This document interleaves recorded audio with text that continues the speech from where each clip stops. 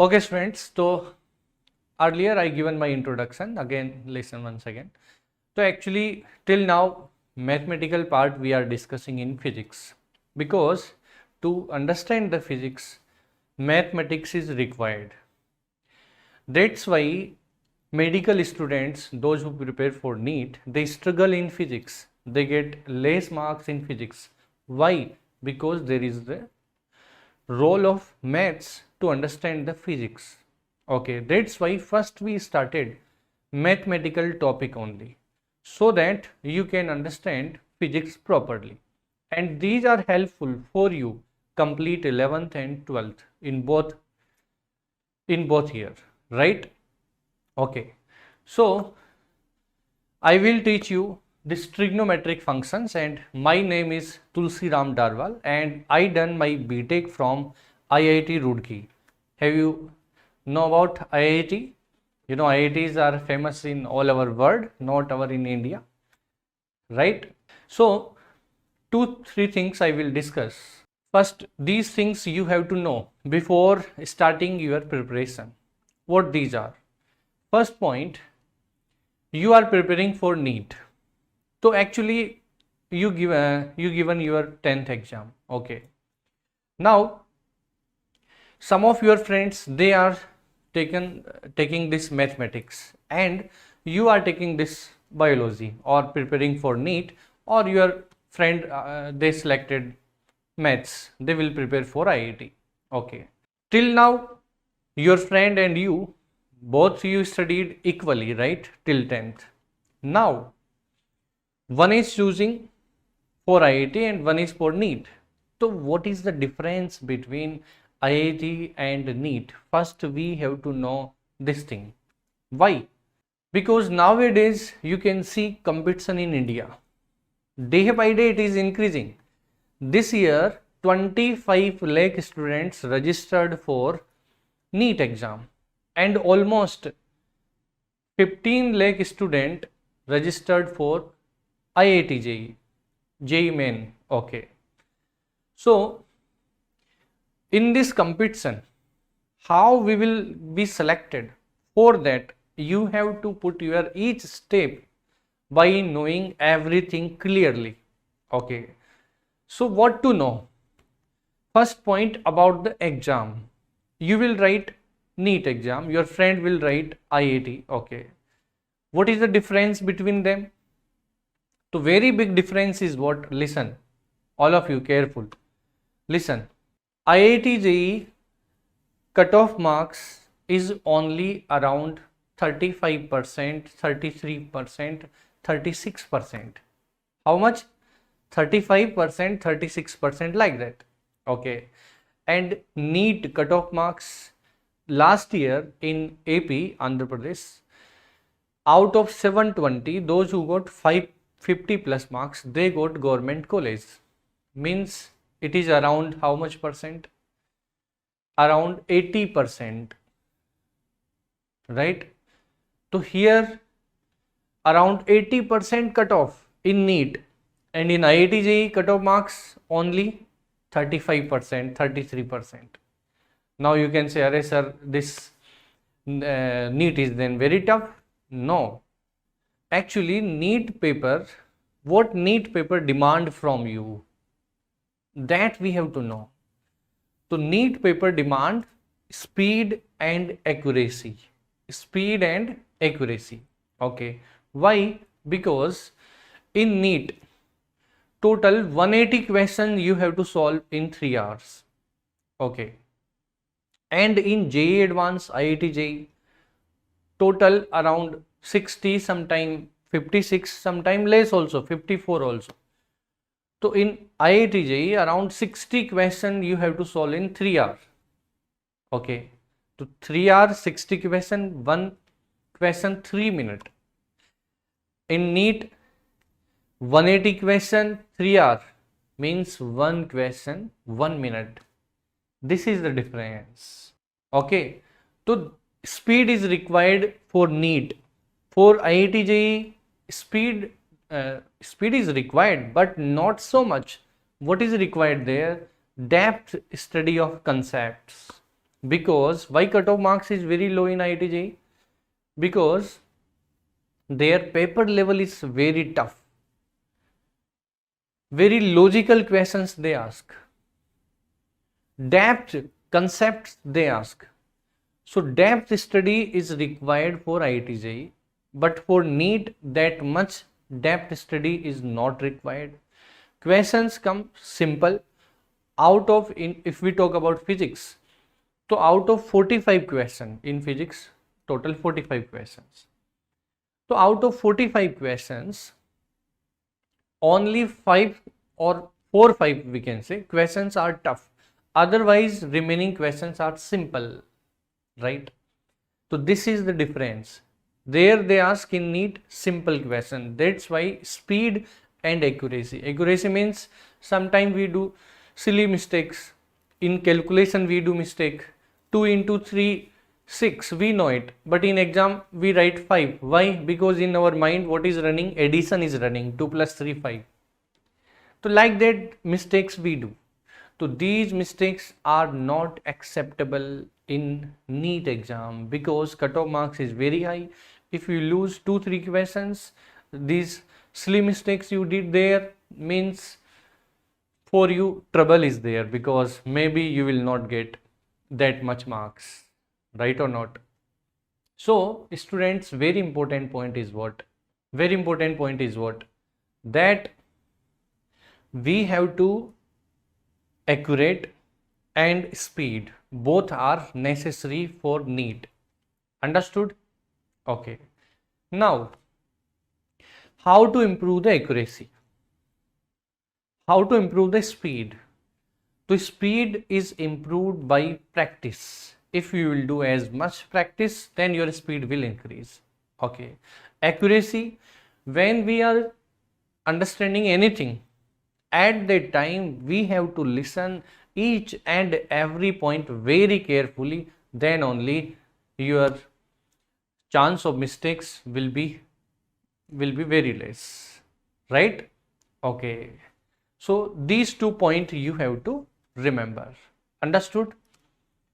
Now this, I already explained you that this mathematical part will help you to understand the physics. If you are weak in mathematics, then you will struggle in these 2 years. And if you will struggle in physics, means you will not select, because physics only matter. Everyone can understand chemistry. Most of the students get good marks in chemistry and in biology. Where they struggle? Only in physics. So basic is what? Mathematical part. Mathematical part if you understood, then you will start to understand physics also eventually. Understood? So till now, am I clear? Whatever I said, you understood? Now we will start it. Trigonometric functions. This topic is familiar with you. You already know about it. You know about sine theta, cos theta, tan theta, cot theta, sec theta, cosec theta. You know it? Yes. But what to special here? Understand. Special is what? Actually, these trigonometric functions we defined for right angle triangle. We defined these trigonometric function for right angle triangle. Okay, this is right angle triangle. Now, in right angle triangle, you know, this is base and this is what? Perpendicular. Okay, and this is what? Hypotenuse.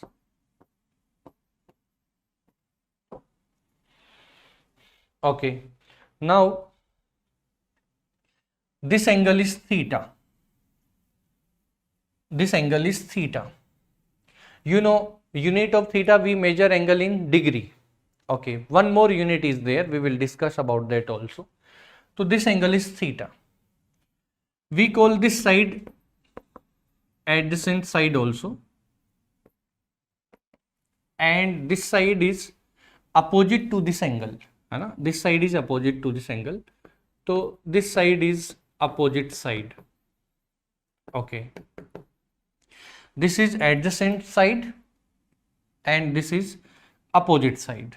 Now you know that this perpendicular square and base square equal to hypotenuse square, that also you know. So p square plus b square equal to h square. Perpendicular square plus base square equal to hypotenuse square, you know it. Okay. Now here we define trigonometric functions. How we defined, understand. Sin theta, first trigonometric function sin theta. This sin theta is equal to perpendicular divided by hypotenuse, p by h, that also you know. Then cos theta is base by hypotenuse, okay.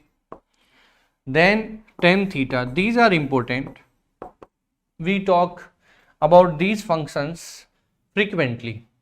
Tan theta is perpendicular by base, okay. These are basic functions. Other are also there. Sin theta is equal to 1 by cosec theta. Cos theta is equal to 1 by sec theta. And tan theta equal to 1 by cot theta. Okay. Now here we know, if we do sin square,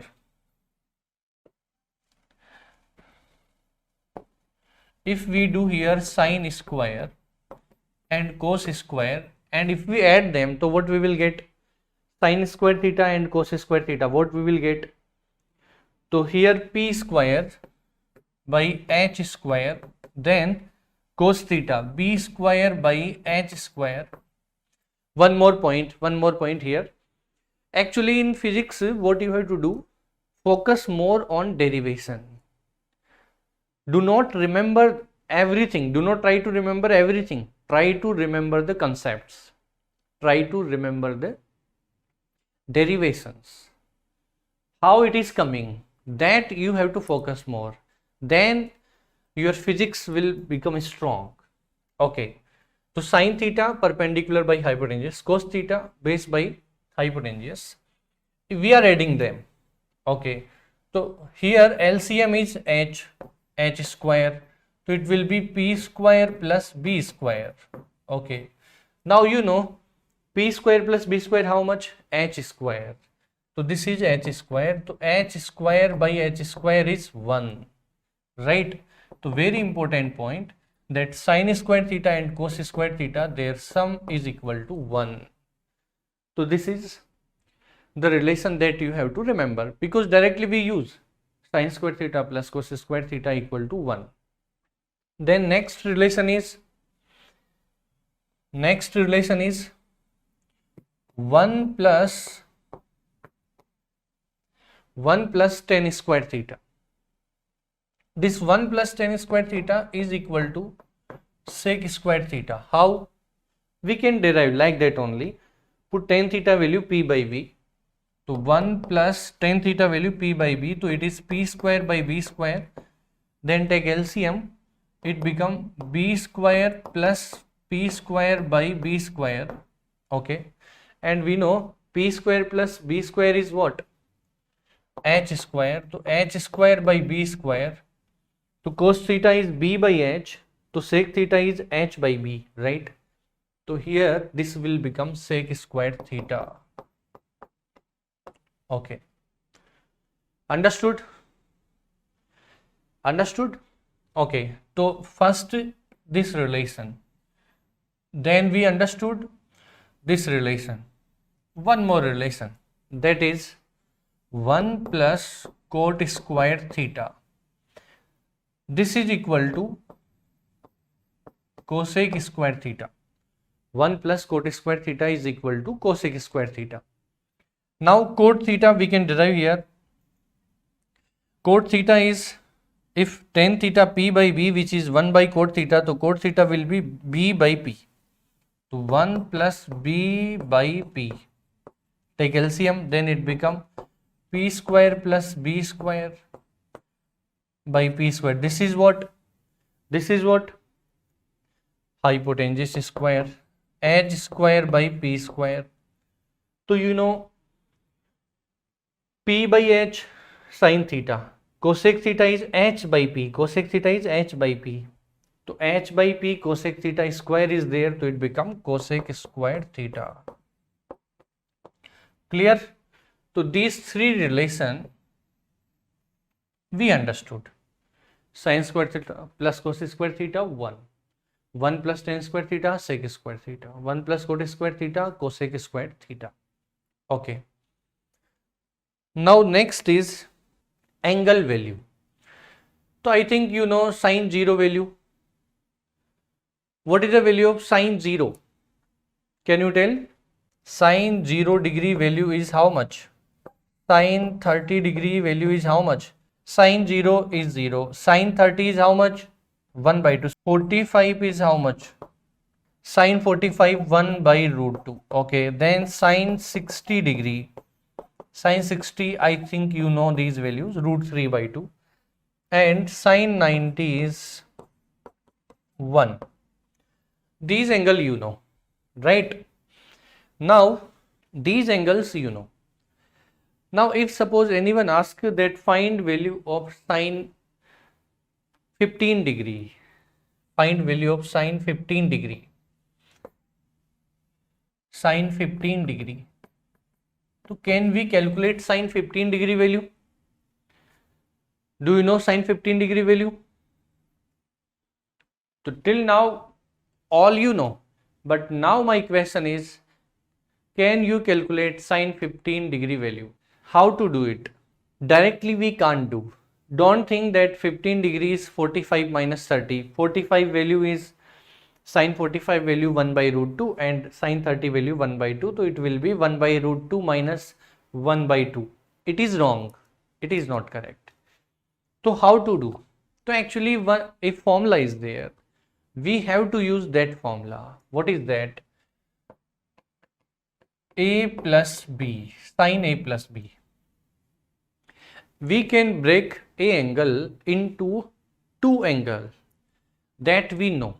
Sin 15 degree, or suppose if anyone asks that find sin 75 degree value. Okay. So we can break this 75 into two angles. Those, which angle? Those angles, their value we know. 75 we can break 45 plus 30. 45 also we know and 30 also we know.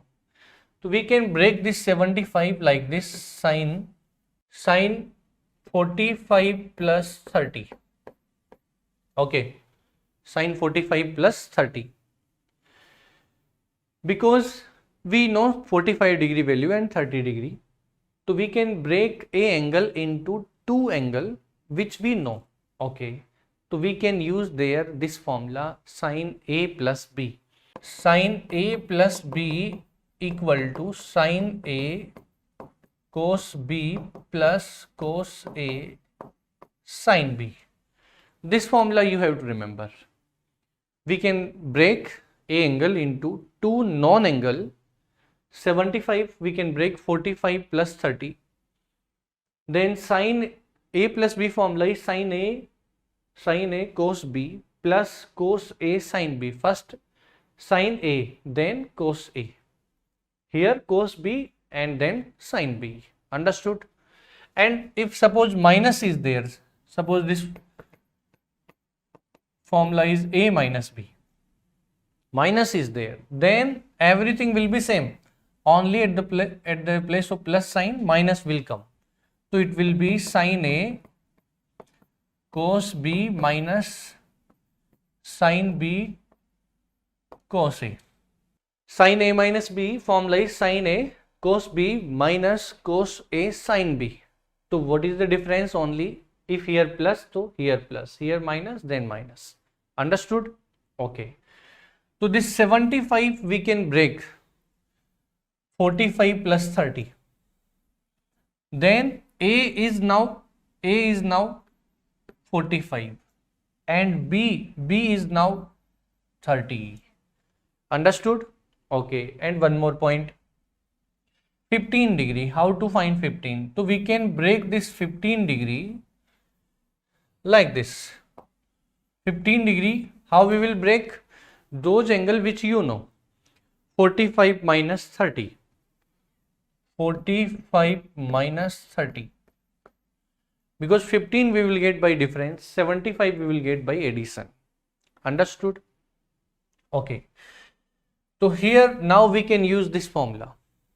So can we calculate now value of sine 75 and 15 degree? Yes. So first this sine 75 degree. So it is sine 45 plus 30, right? So A is 45, B is 30. Use the formula. The formula is sine A is 45, cos B is 30, then cos A, to cos A is 45, okay, and sine B is 30, to sine 30. This is in multiply, okay, this is in multiply 30. Now put the values. Sine 45 value is how much? 1 by root 2. Cos 30 value root 3 by 2, okay, and cos 45 1 by root 2. Then sine 30, it is 30, here it is 30, okay, this is sine 30. So sine 30 value is 1 by 2, okay. Now take LCM. So this is root 3 by 2 root 2 and this is 1 by 2 root 2. Take LCM. LCM is how much? 2 root 2 and here root 3 plus 1. Root 3 plus 1. Okay. So actually some students are saying that it is 0.15 like that, but value is root 3 plus 1 by 2 root 2. This is our answer. Understood? So how to find a known angle value, and we cannot find any angle value. Suppose if you ask, sir, find the value of sine 43. So sine 43 we don't know. We can only find those angles which we can write in terms of known angle, right? 75 we can write 45 plus 30. 15 degree we can write 45 minus 30. These angle we can calculate, but sine 43 we can't calculate. Understood? Okay. Sine 15 degree value is, you have to calculate it. This is homework for you. Okay. I already explained you that we have to break 15 degree. How? 45 minus 30. Then use this formula. A is 45 and B is 30. Put the values, you will get answer. Okay. So sine 15 degree value is root 3 minus 1 by 2 root 2. Here plus and here minus. Understood? Okay. So we understood that how to find those angle values which we don't know, like 15 degree and 75 degree, like that. Okay. Now next is this formula we understood for sine function only. This formula is for cos function and tan function also there. So that also we have to know. Okay. So this part completed. Now next we will discuss this formula for cos theta and tan theta. So this part completed. Now I am moving on next slide. Okay. So we understood sine A plus B formula, that is sine A cos B plus cos A sine B. Why again I am writing it? Because here we have to understand this point also. Suppose if A and B both are equal.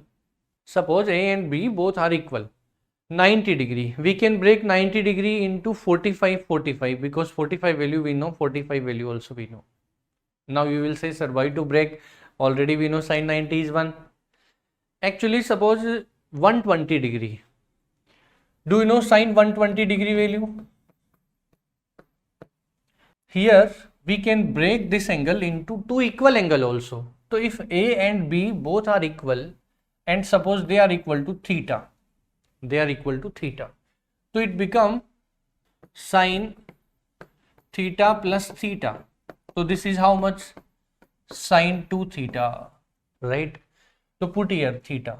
A is theta, B also theta. So it becomes sine theta cos theta. Again cos theta sine theta. So both are equal, na? Sine theta cos theta, sine theta cos theta. So it becomes 2 sine theta cos theta. So this formula also you have to remember. By A plus B only we got this formula. Sine 2 theta equal to 2 sine theta cos theta. Is it clear? Okay, sine 2 theta equal to 2 sine theta cos theta. Understood? Next is similar, like I explained you that cos theta formula also we have to know. So for cos function, A plus B formula is cos A cos B. This formula you have to remember.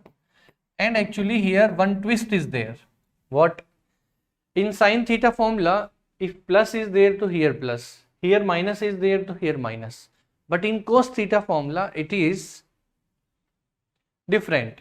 Here plus is there but here minus. So this twist is there, you have to remember it. Okay. In cos A plus B, cos A cos B minus sin A sin B. We understood it. Now if suppose here minus is there, then to plus, then minus, to minus, then plus. So it will be cos A cos B plus sin A sin B. Okay, we understood it. So cos theta formula also we understood. Now next is here also 2 theta formula. Sin 2 theta we understood. Now if anyone asks find cos 2 theta formula, so how to find? So here if A and B both are equal, cos A plus B, na? If A and B both are equal, A is equal to theta, B also equal to theta, then it become cos theta plus theta, right? Means cos 2 theta. Agree or not? Put here A value theta, B value theta. So cos theta into cos theta, cos square theta. Sin theta into sin theta, sin square theta. So cos 2 theta formula is cos square theta minus sin square theta. So this formula you have to remember. Is it clear? Now here we can change this formula into other form also. How? Already we discussed what? That sin square theta plus cos square theta is 1. Yes. So here we can convert this formula completely into sin theta or completely into cos theta, right? Because one thing we know that sin square theta plus cos square theta equal to 1.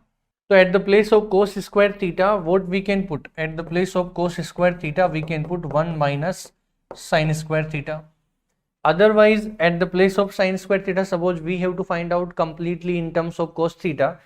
So at the place of sin square theta, we can put here at the place of sin square theta value 1 minus cos square theta. Right or not? So we can completely convert this formula into cos theta, otherwise into sin theta. If we want to convert into cos theta, then sin square theta we have to eliminate. Sin square theta value 1 minus cos square theta put here. So it become cos square theta minus sin square theta value 1 minus cos square theta. So this minus minus become plus. So cos square theta plus cos square theta, 2 cos square theta. 2 cos square theta minus 1. Understood?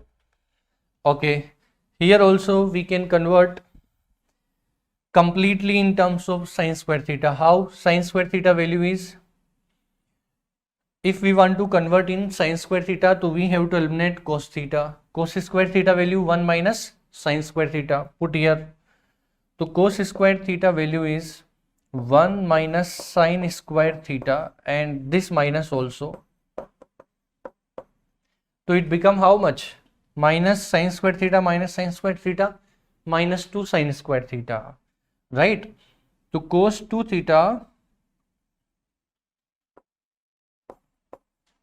is equal to 1 minus 2 sine square theta. Is it clear?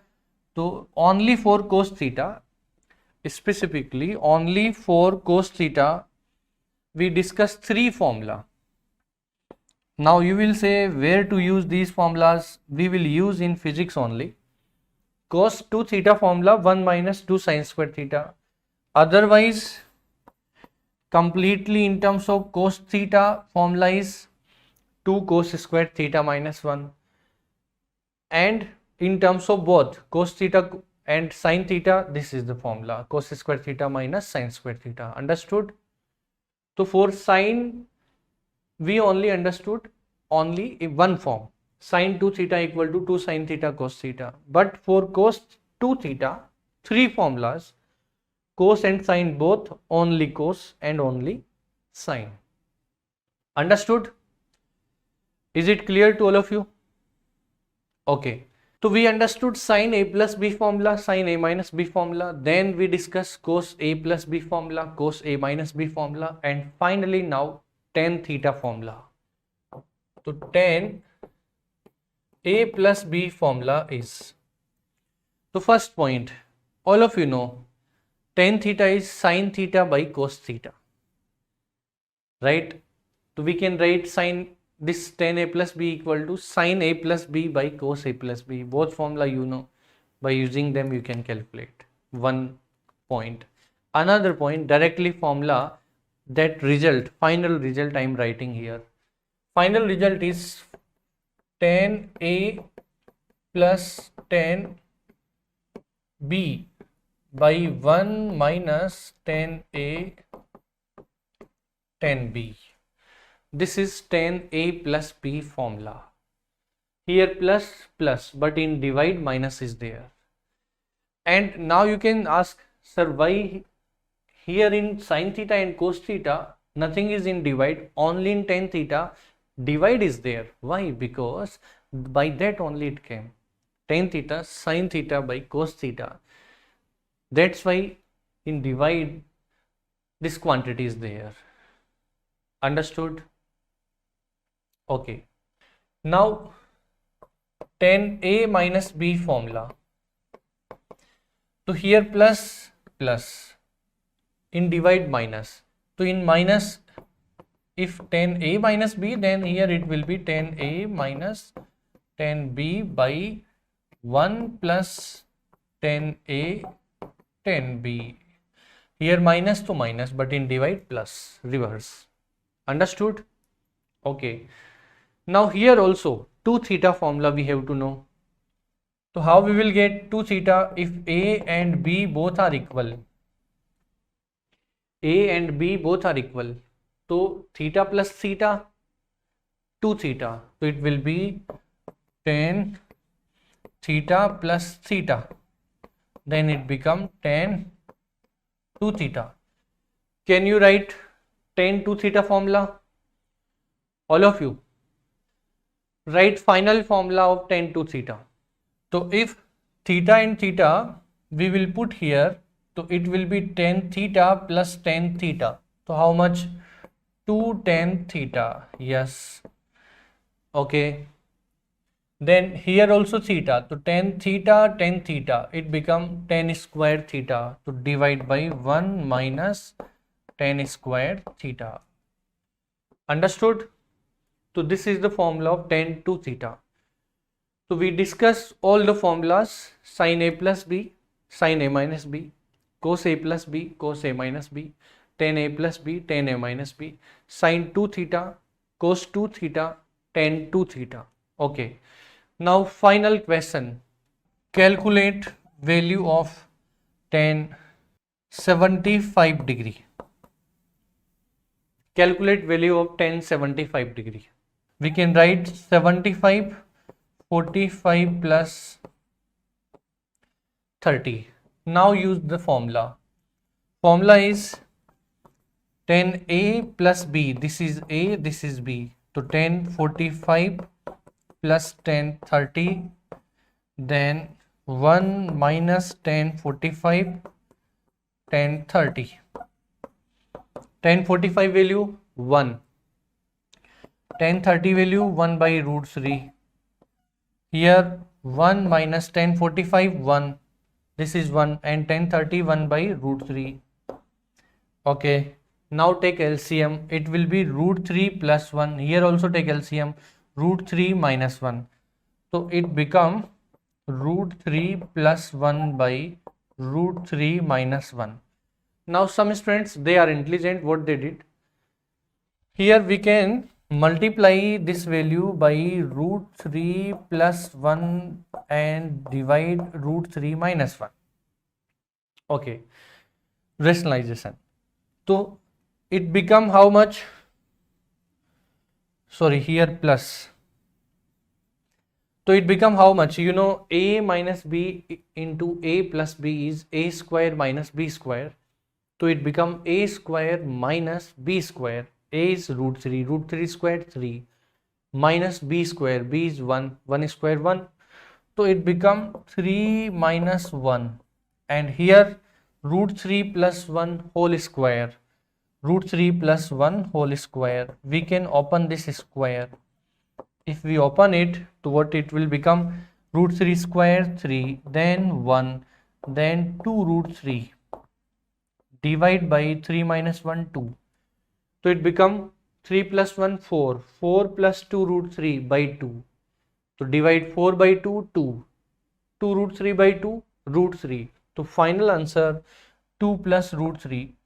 So some students, they send their answer, and this answer also I seen. Yes, 2 plus root 3 also there. So correct answer is 2 plus root 3, but this is also correct. Root 3 plus 1 by root 3 minus 1. Okay, so yes, this class, I can say now that it is fruitful, because many of you given correct answer. Okay, so we learn that if angle is not given directly like 30 and 60, 45, 75, 15, such that angles are given, so those value also we can calculate. We learned these formulas. Okay friends, so thank you for listening me. Yes, good morning everyone. I hope you're doing well.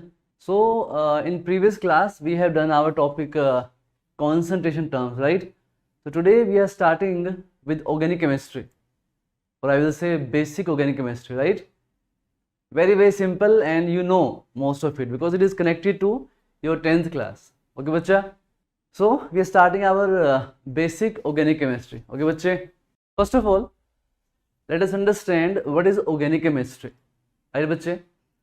You know, if you compare all the elements in your periodic table, so carbon make lot of compounds. Carbon is forming million, trillion, many compounds on this earth, right? So you see, carbon is some special element which is making so many compounds. So there are so many compounds, so that we have to keep compounds of carbon in a separate category, right? We call this organic chemistry. Okay, so what is organic chemistry? I will say once again. Organic chemistry is study of carbon compounds mainly, right? And connected to mainly living organisms, or you can say plants, like this. So study of carbon compounds mainly is our what? Organic chemistry. Right, bache? Clear?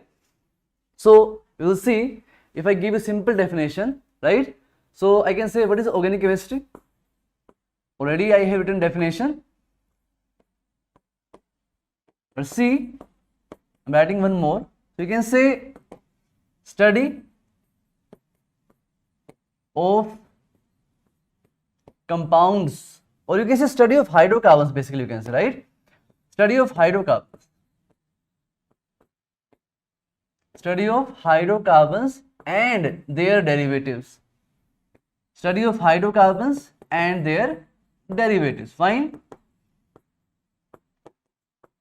Now question come to our mind. Sir, what is hydrocarbon, right? Tell me, bache, if any one of you can tell me, what is the meaning of hydrocarbons mainly?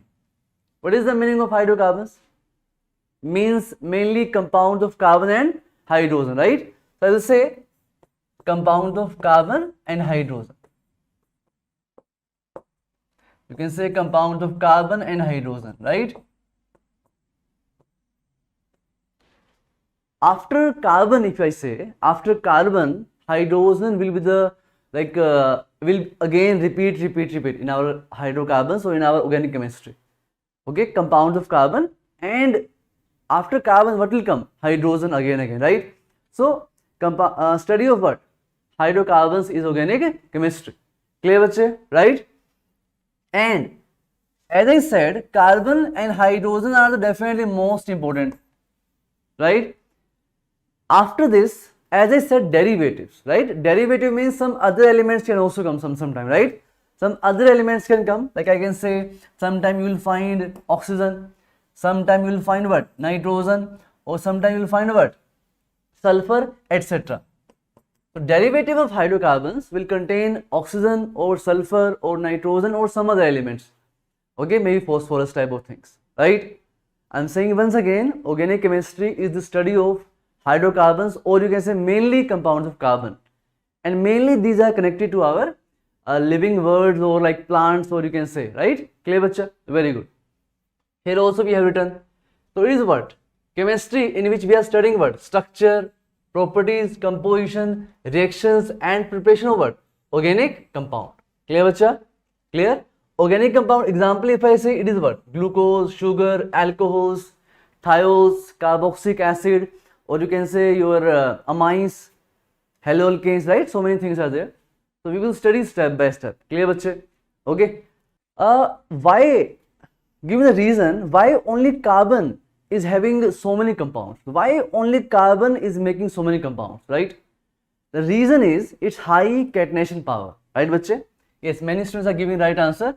So why only carbon is making so many compounds, right? So because of its high catenation power.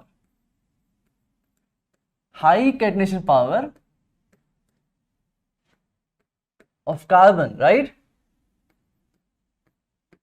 enables it to form so many compounds. Okay, bacha?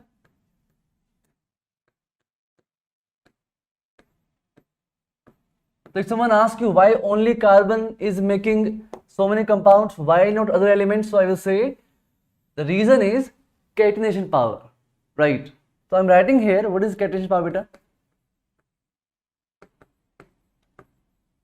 What is the meaning of catenation power? So you can say in simple words, self-linking tendency, means to connect with same type of elements. I will say self-linking, you can say tendency. You see, carbon is very much interested in making bond with other carbon. So you will see carbon bond is very strong bond. It's a strong bond, right? That's why carbon is very much interested in making bond with other carbons, and that's why carbon have very high catenation tendency, and that's why because of high catenation it is making so many compounds. Very good, very good. So if I say here one carbon is connected to beta how many carbons here? See, 4 carbons. Or if I say here, look at this beta, I am writing here CH3, then what is it? CH2, CH2, CH2, CH3. So carbon is making a very strong bond with the other carbon. That's why it has very high tendency of self-linking, means carbon with carbon, right? And because of that reason, it have high catenation tendency, and that's why it is making so many compounds. I hope we are clear. Now, just tell me, you have done your 9th, 10th class, and this topic is connected to that part only, right? Just tell me, carbon normally in its compounds make how many bonds? Carbon normally in its compounds make how many bonds? Options are 1 bond, 2 bond, 3 bond, 4 bond. Carbon normally make how many bonds in its compounds? We will see a small point, I will say tetravalency. right? Tetravalence of carbon. Clear बच्चा? So carbon will make 4 bonds in most of its compounds. Will make 4 bonds in most of its compound, right? Clear बच्चे? Right? So you see here, you see carefully. Like if I'm saying here, I'm making a compound like this is a compound. If I'm showing, I will use this in an entire lecture, so please be careful. If I'm showing this carbon's only one bond, if I'm showing this carbon's only one bond, so that means it is connected to what here? 2 hydrogens, or sorry, 3 hydrogens, right? Overall, 4 bonds will be present. If I'm showing one bond with carbon, the other 3 bonds are what? With hydrogen. We will not show hydrogen again in every compound. So it is understood that if I'm showing only one bond, the remaining bond are what? Hydrogen. Very good, right? This carbon I'm showing how many bonds? 2 bonds. So remaining 2 are what here? Hydrogen, right? I'm showing it's 2 bonds. So remaining bit are how much? 2 hydrogen, right? Very good. And here how many? I'm showing one bond. So remaining 3 bonds, it will make with what? Hydrogen. Clear? So you can see clearly, carbon is making 4 bonds. Every carbon here is making 4 bonds. In complete organic chemistry, most of the times, in 99.9%, carbon will make 4 bonds. Right? 1 or 2 exceptions possible in carbocations, carbonions, but normally, right? Clear bache? Now, just tell me, if I'm showing this is carbon, this is carbon, this is carbon, this is carbon, like this, I'm making some cyclic structure, right? Just tell me, this carbon I'm showing here 2 bonds, right? For this carbon I'm showing 2 bonds, right? So how many hydrogen are present here? This carbon is having 2 bonds with other carbons. So how many hydrogen are present on this carbon? It will have here one hydrogen and other hydrogen, right? So it is understood. Very good. It is also making what? 2 bond with hydrogens. Here also 2 hydrogen are present. Here also hydrogen present. Here also 2 hydrogen, and here also what? 2 hydrogens. Very good. Clear? So I am saying once again, tetravalence of carbon means carbon will make 4 bonds in its compounds to complete its octet, right? Definitely you remember about octet, okay? Carbon will make total 4 bonds. Are we clear about this? Next topic is classification of organic compounds. Fine? Clear bache? First of all, we are classifying our organic compounds in 2 parts. What is 2 parts? First is open chain, or you can say acyclic, or you can say aliphatic compounds. And second, which one bacha? Second is closed chain, or you can say ring compounds or cyclic compounds. Open chain means, if I give example, look at this. This compound is open chain or closed chain, beta? This is making an open chain or closed chain? Straight open chain, clearly, definitely, right?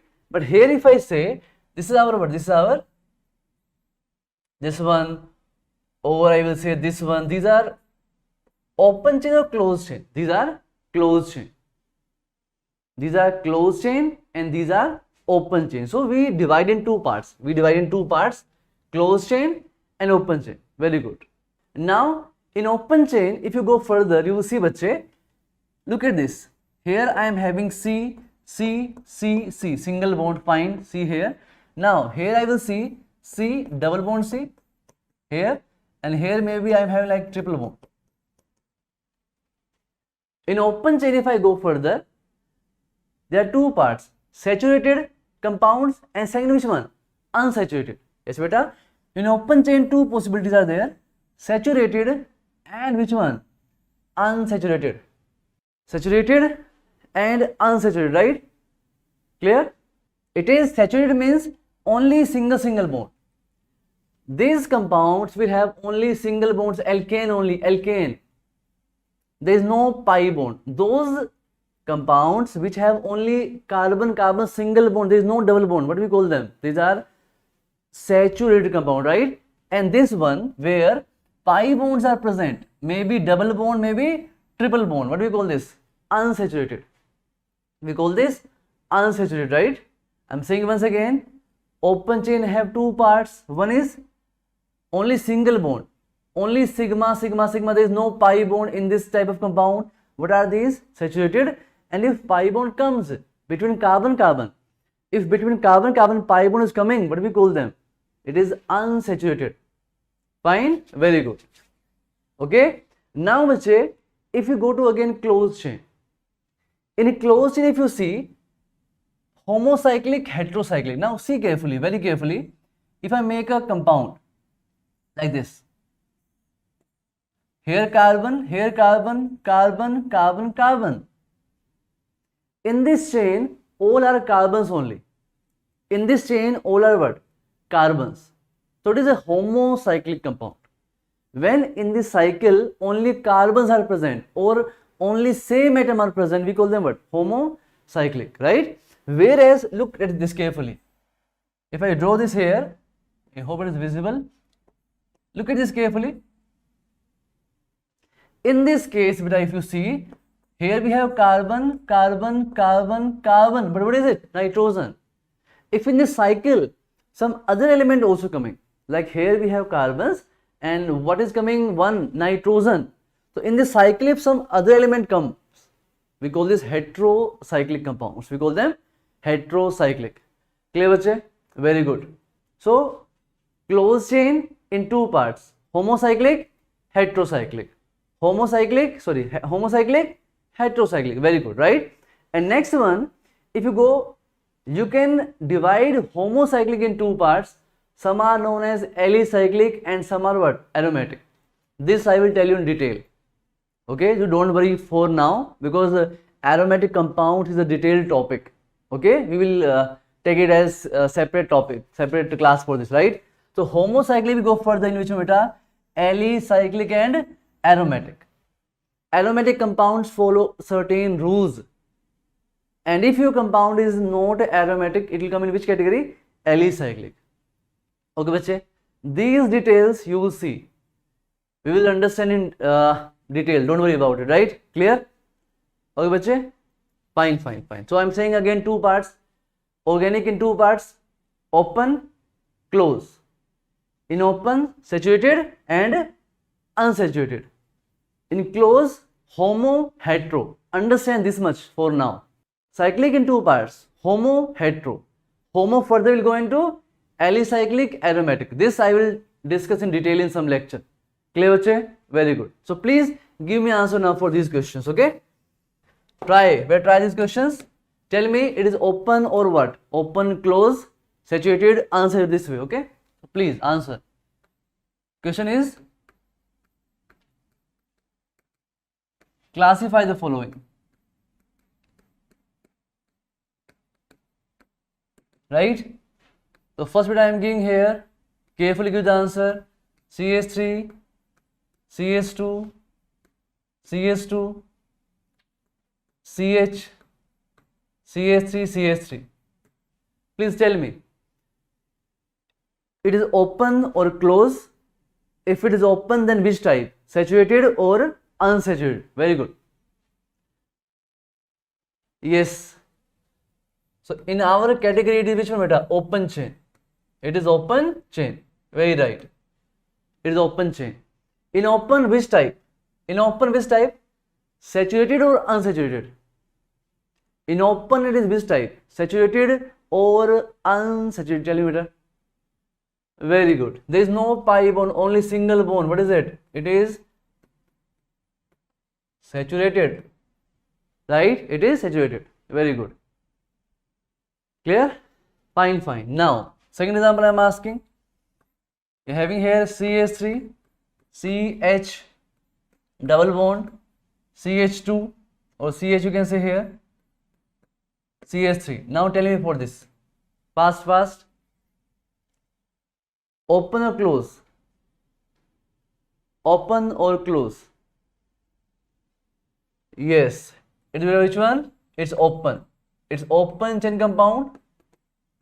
Next one, which one? It is unsaturated, because what it have? It is having pi bonds. It is having pi bonds. Very good.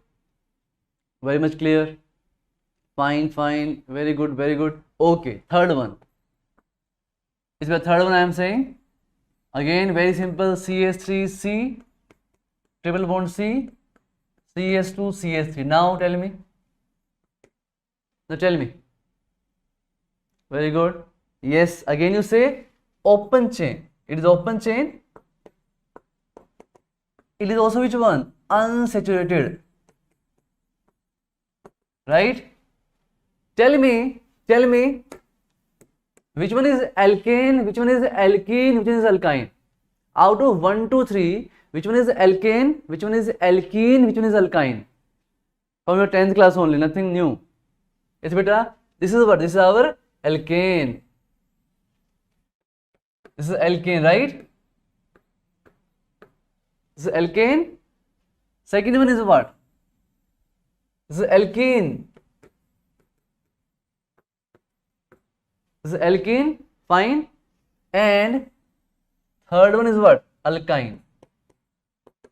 Third one is alkyne. Very good. It is alkyne. Next I'm asking. Fourth one, please tell me. Fourth one.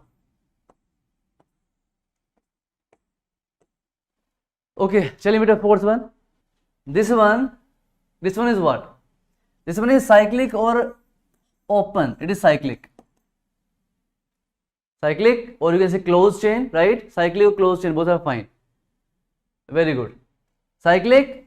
Next, tell me, homo or hetero? It is homo or hetero? Homo only, because there is no other atom, only carbon, carbon, carbon, carbon. Right? Very good. Next thing is, it is saturated or unsaturated. Cyclic, homo, saturated or unsaturated. Very good. This is unsaturated, right? Very good. Clear? Okay, so next I am asking one more question. Give me the right answer. Next thing is,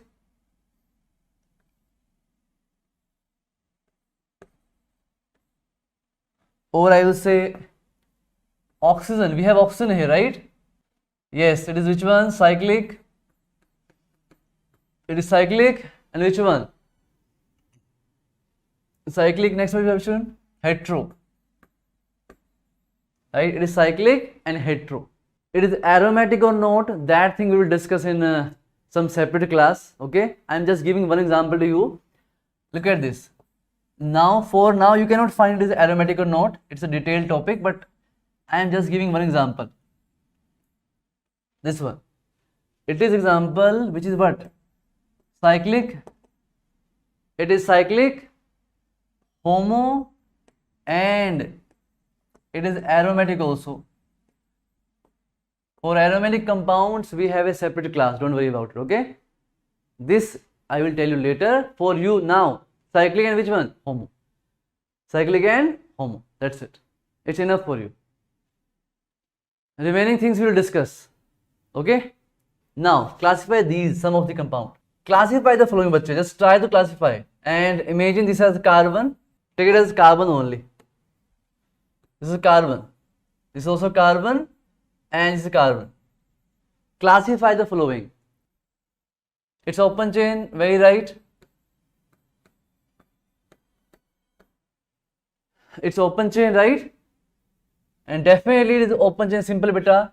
Alkane I will say, or I will say saturated. Fine. Very good. This one. Again I will say same thing. It is also open chain. And what? Saturated. Clear? Very good. Now tell me this one. This one, please. Okay, I am saying it is carbon. Take it as carbon, okay? Carbon. What is it? Yes, it is which one? Open chain. It's open chain and which one? Unsaturated. Because it have what? Pi bond. Unsaturated and it is having pi bond. Very good. Next thing. Again same beta. Open chain. What is it again? As it have pi bond between carbon, carbon, it is what? Unsaturated. Very good. This one. This one beta first. This one is again. It is cyclic compound. Cyclic. In cyclic which one? Homo or hetero? In cyclic homo. Very good. Again this is very right. Cyclic and which one? Homo. It is homo. Right? And homo I am saying, and which one? Saturated, because there is no pi bond. Now this one. It is cyclic. Definitely homo. And special thing, it have pi bond. It is what?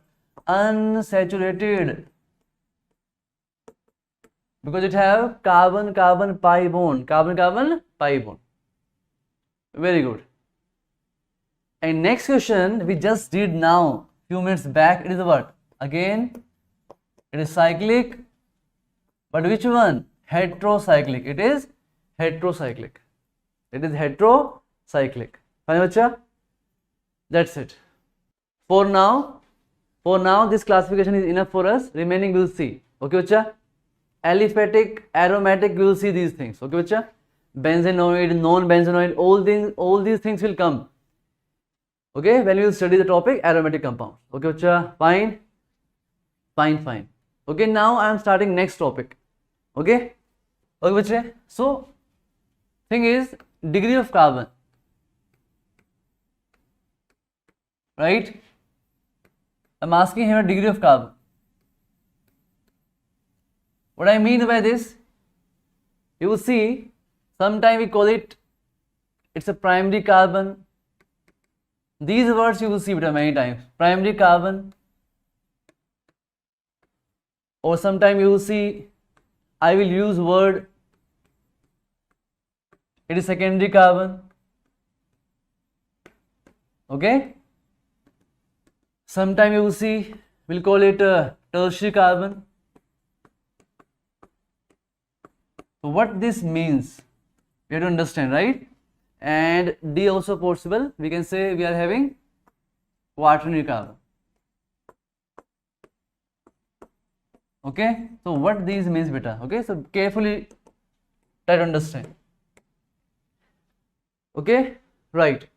So first I will say primary carbon, beta. See carefully. This is our carbon.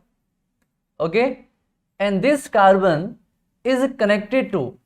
Carefully give the answer. Okay, or I am making it more simple. Think about this carbon. This carbon is connected to how many other carbons? Only one, na? A carbon which is connected to only one more carbon.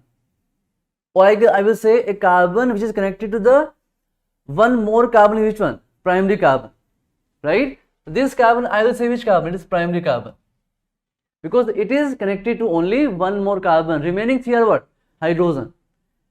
Okay, just to elaborate this, I am showing this way. Imagine this carbon, hydrogen, hydrogen, hydrogen. And what it is? CH3. So this our carbon, this carbon is connected to three to hydrogen and one only what? One carbon. This is primary carbon. What do we call this, beta? This is our primary carbon. Clear? Very right. Secondary carbon, see carefully.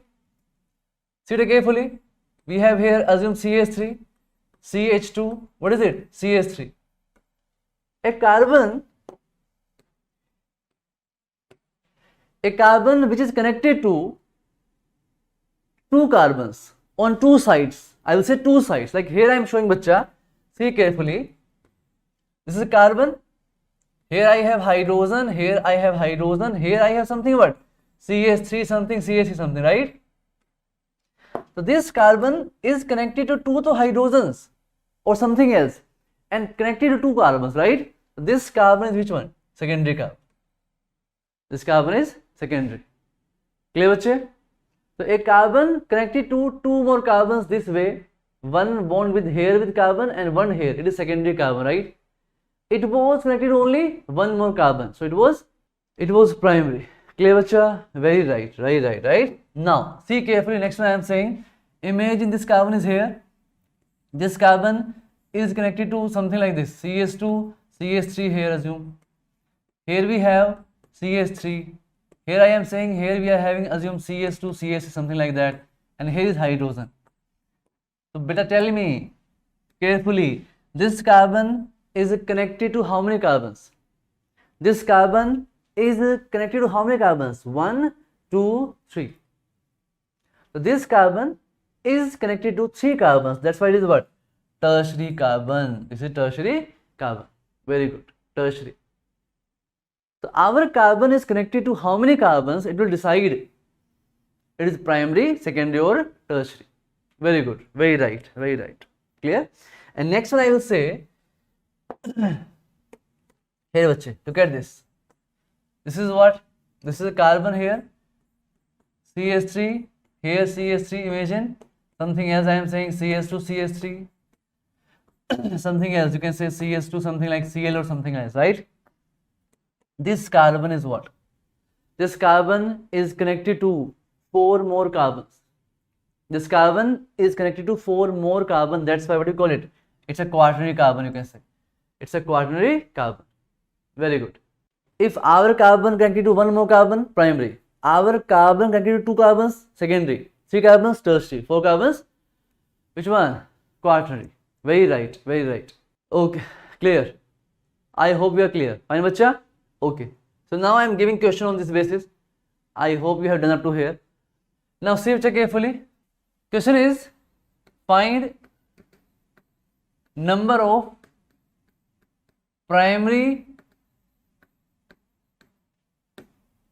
secondary, tertiary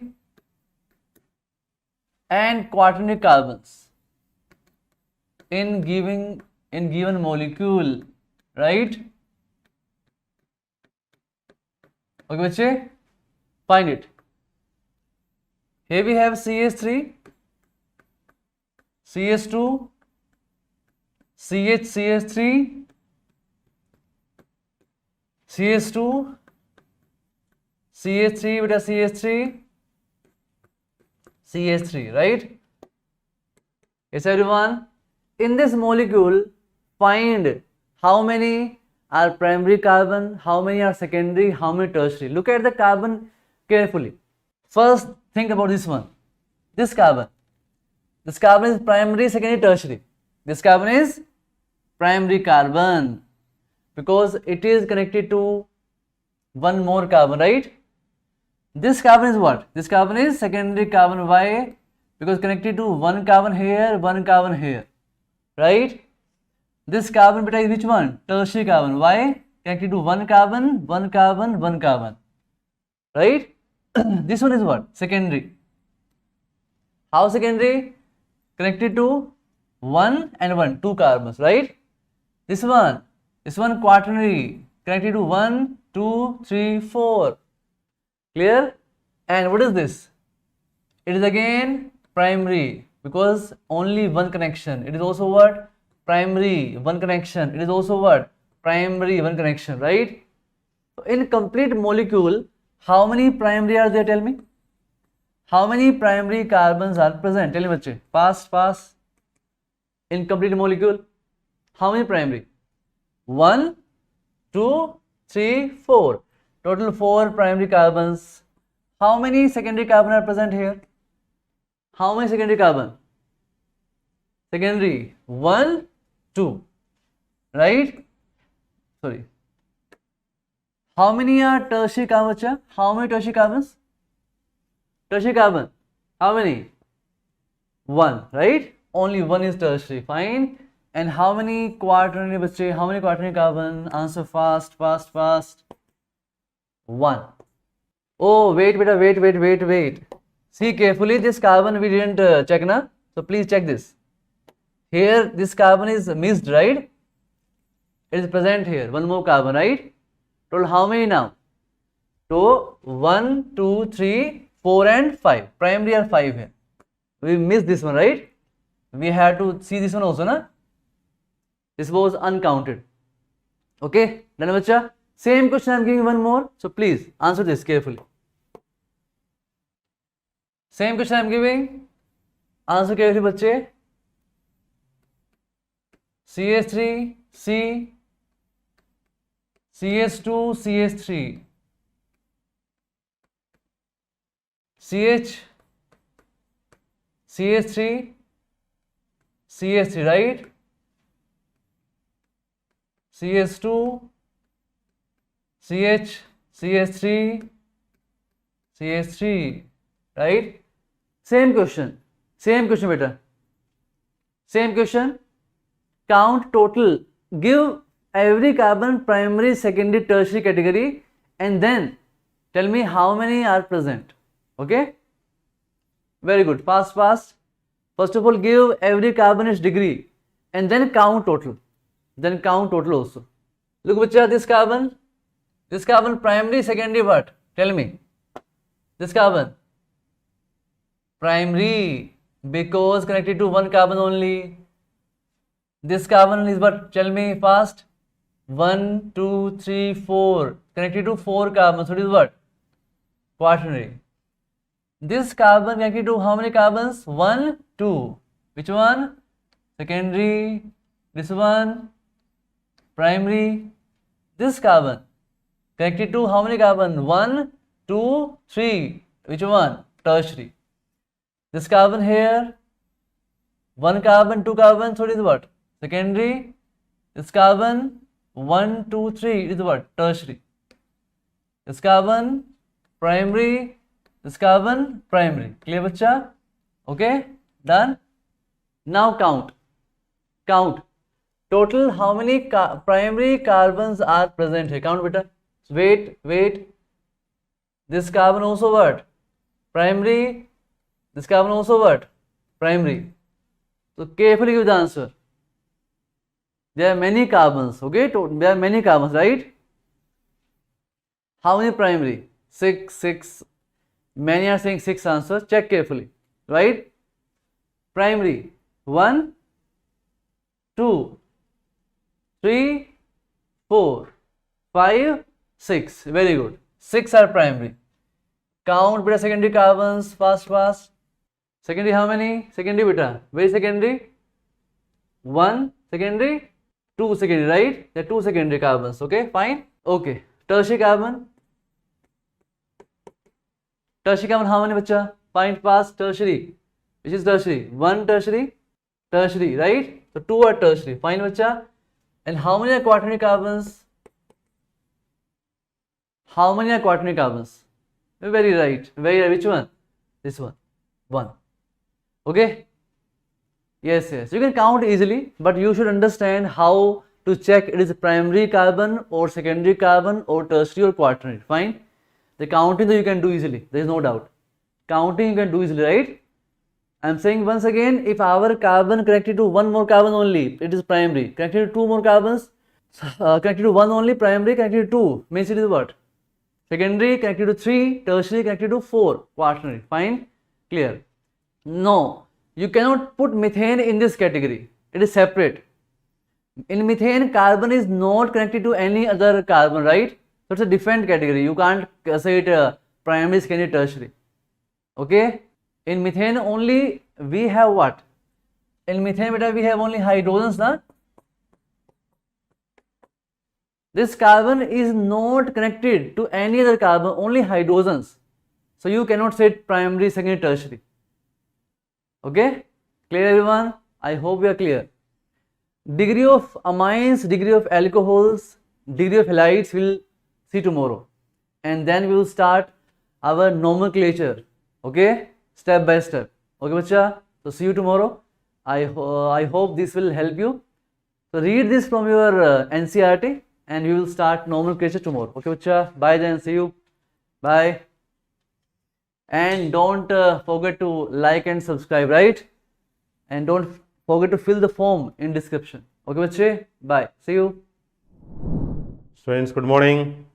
Today's our botany topic is changes in a flower after fertilization. Changes in flower after fertilization, also called post-fertilization structures and events. Simply you can say post-fertilization changes in ovary of the flower. Post-fertilization structures and events, it is the topic name. Mainly three things occurs after fertilization in a flower. One is the development of endosperm. Event number one is the development of endosperm. Second event is the development of an embryo. Second event is development of an embryo. Event number three is maturation of ovule, nothing but development of ovule into seed. That is the third event. Fourth and last event is maturation or ripening of a ovary into fruit. Tell me, how many events are there after fertilization in a flower? 4. 4 are the 4 events of post fertilization. Number 1, endosperm formation. Yes. Number 2, embryo formation. Number 3, seed formation from a ovule. Number 4, fruit formation from ovary. Events of post fertilization. Number 1, formation of endosperm. Second, embryo formation. Third, seed from ovule. Fourth one, formation of fruit from matured or fertilized ovary. These are the four important events occurs after fertilization. What kind of fertilization is found in flowering plants or angiosperms? What is the name of that specific kind of fertilization? Double fertilization. Double fertilization is the most important event and characteristic feature of angiospermic plants. In the double fertilization, from male parent or male part, first sperm cell is fused with egg. Egg is the contribution from female organ or maternal, male is the paternal. Ploidy of the sperm is haploid, ploidy of the egg is also haploid. Fusion of these two gametes, egg is the female gamete, sperm is the male gamete, fusion of these two types of gametes is known as. Now, what is the meaning for this kind of gametic fusion? Syngamy. Syngamy. Fusion of two gametes is the syngamy. Result of the syngamy, zygote. What is the ploidy of the zygote? Diploid cell. Syngamy. Second kind of gametic fusion. Second one is within a single pollen grain, two sperms are there. Already one sperm engaged with egg. What about the second sperm? It engaged with the central cell, secondary nucleus found in central cell and give rise to triploid structure. The name of that triploid structure is the pen. What is the full form of the pen? Full form of pen, primary endosperm nucleus. This kind of fusion is called triple fusion. Okay, this kind of gametic fusion is the triple fusion. Triple means 3 types of sets of the chromosomes. 2 sets of the chromosomes from central cell, 1 set of the chromosome from sperm involved in the fusion, hence it is called triple fusion. The final result is the primary endosperm nucleus. Yes, now it is the topic here. Listen carefully. This 2 minutes class is very important. Be alert. Among these two structures, zygote and pen, which one is the bigger or which one is the elder one? It means the first formed one. Zygote is the first formed one or pen is the first formed one? Zygote is the first formed structure. Elder. Pen is the younger. Later, zygote give rise to an embryo. What is the first structure for the development of a diploid embryo? Zygote. Likewise, what kind of structure is obtained from further development in this pen? Due to the further mitotic cell divisions in primary endosperm nucleus, a kind of product is obtained. What is the name of this product? What is the name of product obtained by the activity in pen? Endosperm. Endosperm. What is the difference between embryo and endosperm? Usually embryos are diploid, but endosperm is in triploid. The ploidy of endosperm is the triploid, ploidy of embryo is diploid. Because the embryo obtained from diploid structure, that's why it is also in diploid condition. The first cell for the development of an endosperm is the pen. Penploidy 3n, that's why endosome is also in triploid condition. Here one important thing, zygote is formed earlier than pen. After that, zygote undergo some time and resting period. Meanwhile, pen undergo repeated number of divisions to form endosperm. So endosperm formation is always earlier than that of an embryo. Within these two structures, zygote is formed earlier than pen. Whereas in these two structures, endosperm formation is earlier than that of embryo formation. Why? Endosperm formation always earlier than embryo.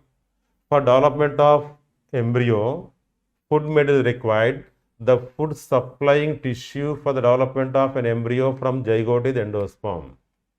Tell me once again, what is the functioning of endosperm? The functioning of endosperm, it provides nourishment or nutrition for development of an embryo from zygote. To develop an embryo from zygote, food is required. That food supplier is the endosperm. It is a need or necessity for the development of an embryo from zygote. Endosperm always provide nourishment for the development of an embryo from zygote. Yes, nourishment or nutrition supplying. It is the reason for earlier formation of endosperm than that of embryo. And one more important thing, identify the structure.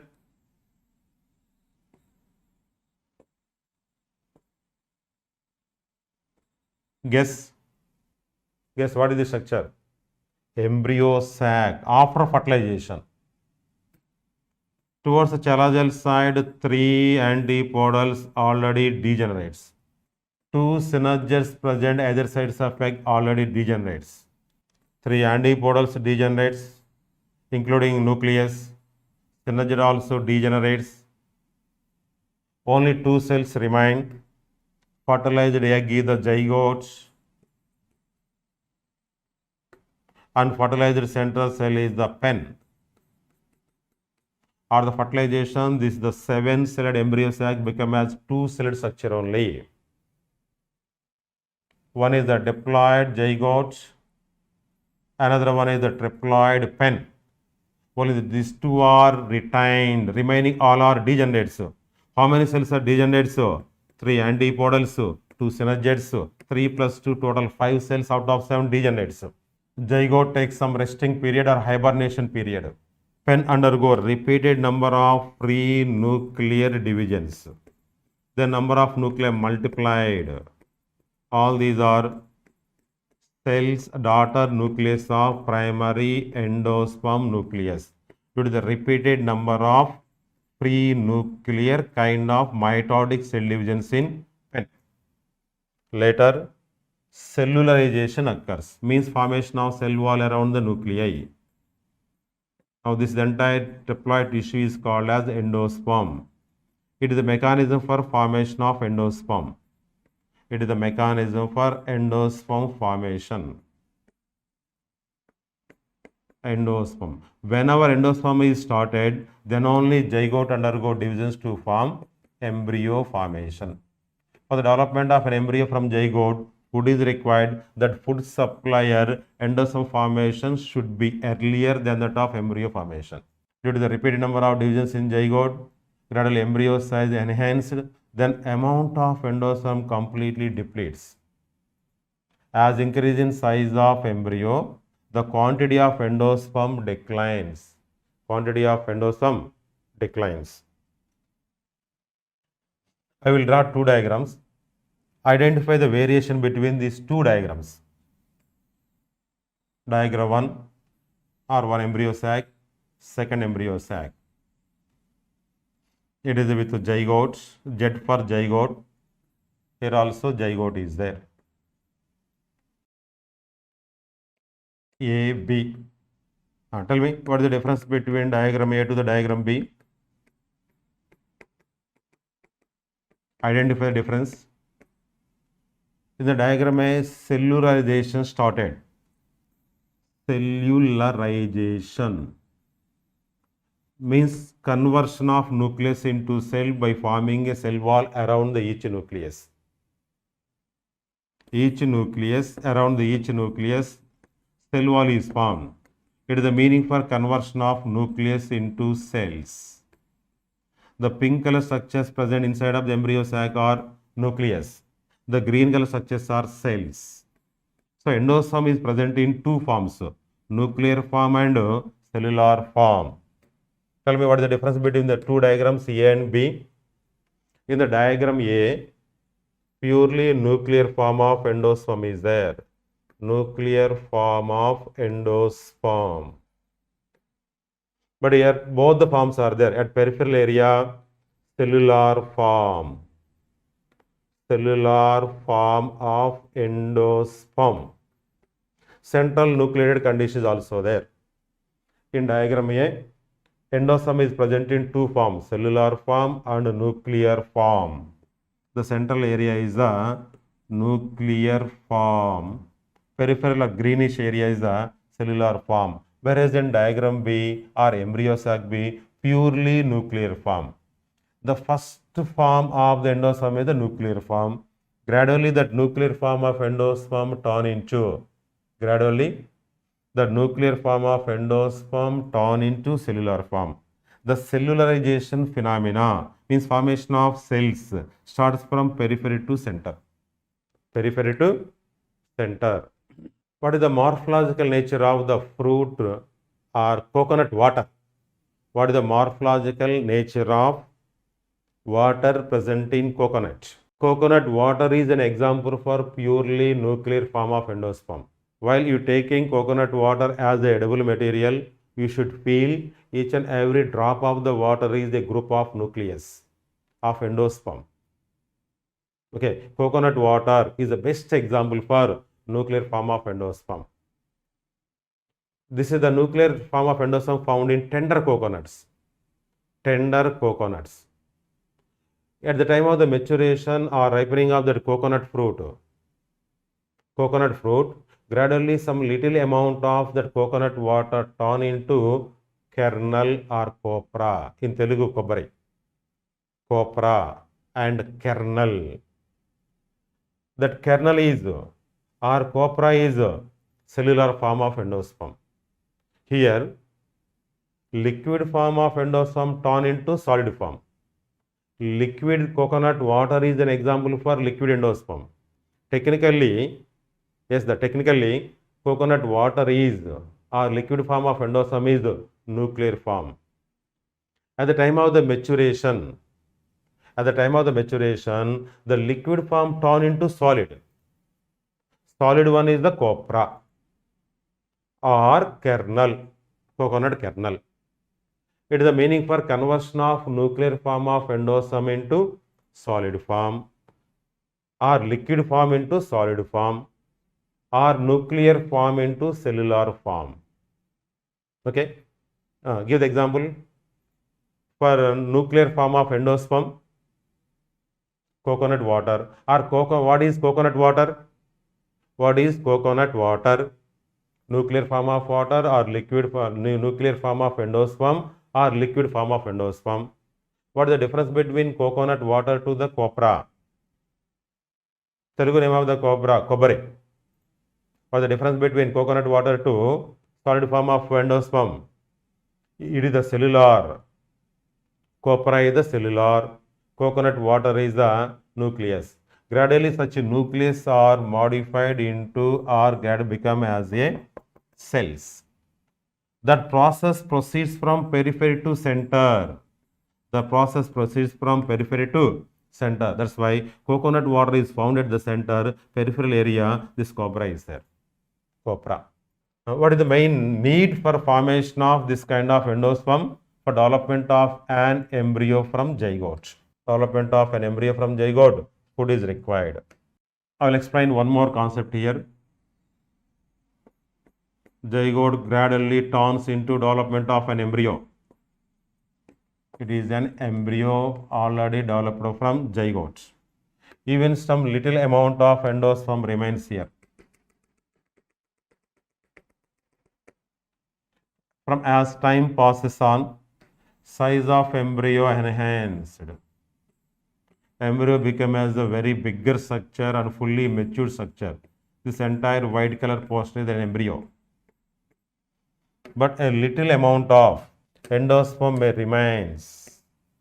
Remaining entire endosperm is utilized by embryo. As increasing size of the embryo, endosperm quantity declined.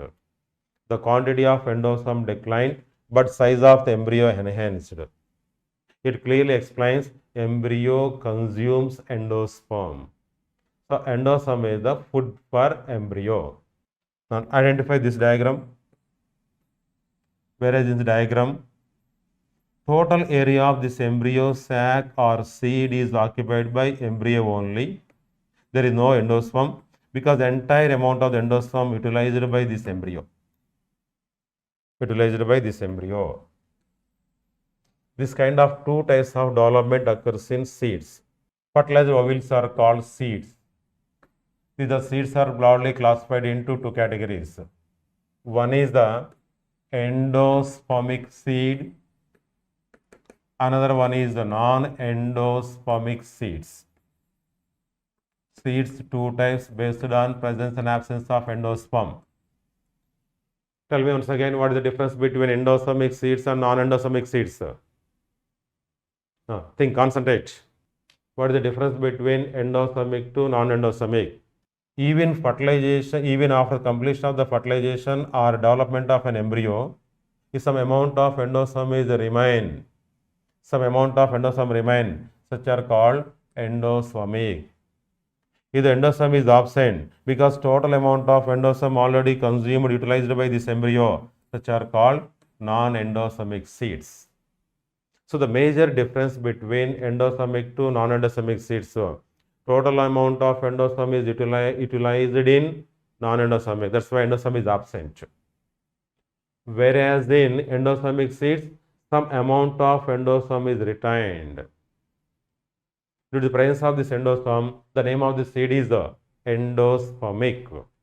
The name of that seed is endospermic. Once give the definition for endospermic, the seed with endosperm.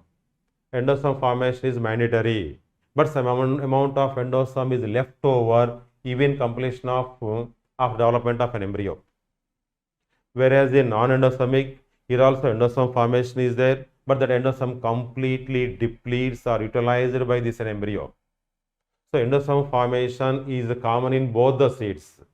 But here endosperm is completely consumed or utilized, but is some amount of retained in endospermic seeds. It is one of the variation between endospermic to non-endospermic seeds. After fertilization, these are the seeds are formed from ovules. Seeds fertilized. After fertilization, ovary become as a fruit. Fruit from ovaries, seed from ovules. Fruit is the characteristic feature of flowering plants. In the entire plant kingdom, only flowering plants fruits are present. No fruits in algae, fungi, bryophyta, pteridophyta, even in gymnosperms also fruits absent. Development of fruit, presence of fruit, formation of fruit is the characteristic feature of angiosperms only or flowering plants only. Definition for fruit is matured ovary, fruit, ripened ovary, fruit, developed ovary, fruit after fertilization. Each and every one is the fruit. Even rice, paddy grain, maize grain, almonds, chilies, tomatoes, bitter gourd, cucumbers, bottle gourd, snake gourd, rigid gourd, everyone is a fruit. Vegetable fruits such are. There is also normal edible fruits. Sometimes without fertilization also ovary become as a fruit. Fruit formation without fertilization. Formation of fruit without fertilization is known as parthenocarpic fruit. Once give the definition for the parthenocarpic fruit. Formation of fruit without fertilization. Even absence of the fertilization, fruit formation is there. That is the meaning for parthenocarpic fruit. Give an example for parthenocarpic fruit. Give an example for parthenocarpic fruit. Okay, yes, right. Parthenocarpic fruits are generally seedless, seedless grape and seedless bananas are very good example for parthenocarpic fruits. What is the reason for absence of the seeds in parthenocarpic fruits like watermelons, bananas, and grapes? Lack of fertilization. Yes, such a reason question. Seeds are absent in parthenocarpic fruits. What is the reason for lack of seeds in parthenocarpic fruits? Absence of the fertilization. Is also one of the best area for the construction of a certain reason. This is parthenocarpy two types. So, natural parthenocarpy and artificial parthenocarpy. By using gibberellin hormones, by using gibberellin hormone or GA, gibberellic acid, we can induce artificial parthenocarpy. Even in fully ripened banana, at the center place black color dots are present. Such are unfertilized ovules, such are not yet seeds. These aborted ovules or unfertilized ovules appears a black color structures at the center of the fruit. Banana is the example for parthenocarpy. Tell me once again, what is the reason for absence of fruits in banana or parthenocarpic fruits? Lack of fertilization. Ovules unable to turn into definition. For the parthenocarpy, fruit forms without fertilization. Parthenocarpy. This phenomenon is called parthenogenesis. Parthenogenesis. Now name the two parts of a seed. The fruit is whatever it may be. In entire fruit, mainly two parts are there. One is the wall, another one is the seed. In entire fruit, only two parts are there. Tell me once again. Name the two parts of a fruit. Hardest part of the fruit is the seed. Second part is the wall. The technical name of wall is the pericarp. The technical name of fruit wall is the pericarp. The pericarp may be dry or fleshy. In fruits like tomato, banana, apples, grapes, oranges, pericarp is the fleshy. In the fruits like almonds, pericarp is the dry. So that's why such fruits are called dry fruits. Kaju, almond, pistas. So fruit wall pericarp is the dry. If the pericarp is the dry, such fruits are dry fruits. If the pericarp is the fleshy or pulpy, like watermelon, fleshy fruits. Observe apple. In apple, this entire edible portion is the pericarp, and the central seeds are present. So each fruit consisting of only two constituents. One is the seed, another one is the pericarp. The common name of this pericarp is the fruit wall. The common name of the fruit wall is the pericarp. If the pericarp is the fleshy, whereas here pericarp is a dry. Due to the presence of dry pericarp fruit wall, these fruits are called dry fruits. Due to the presence of fleshy pericarp or fruit wall, these fruits are an example for fleshy fruits. In most of the plants, the fruits develop from ovary. Fruit develop from ovary. Sometimes other floral parts also degenerates, and generally other floral parts of degenerates or fall off. Observe some pictures. Thalamus of the flower. Ovary is placed exactly at the top area of the thalamus in most of the flowers. The carpel possesses ovary-style stigma. Along with this carpel, stamens, petals, and sepals also present. After the fertilization, only this ovary becomes as a fruit and ovules into seeds. Remaining all floral leaves, sepals fall down, petals fall down, stamens fall down, and style stigma also withered. Style stigma withered. Only ovary is the persistent structure. Sometimes along with the ovary, other floral parts like thalamus,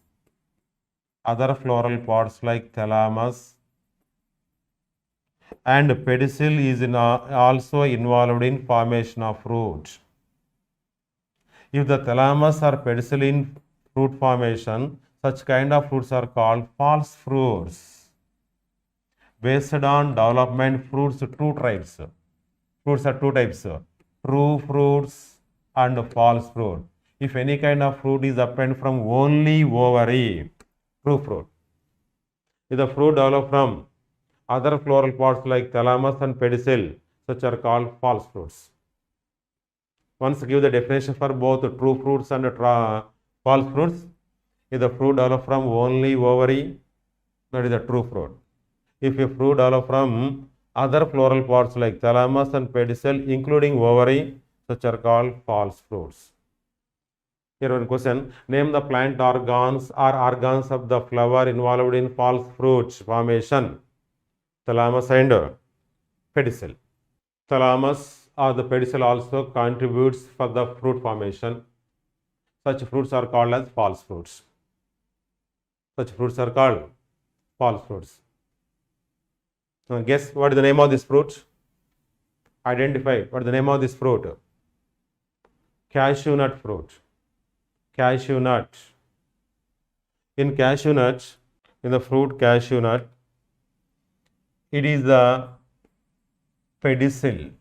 Pedicel appears like a fleshy fruit. The true ovary become as a true fruit. It is the real ovary.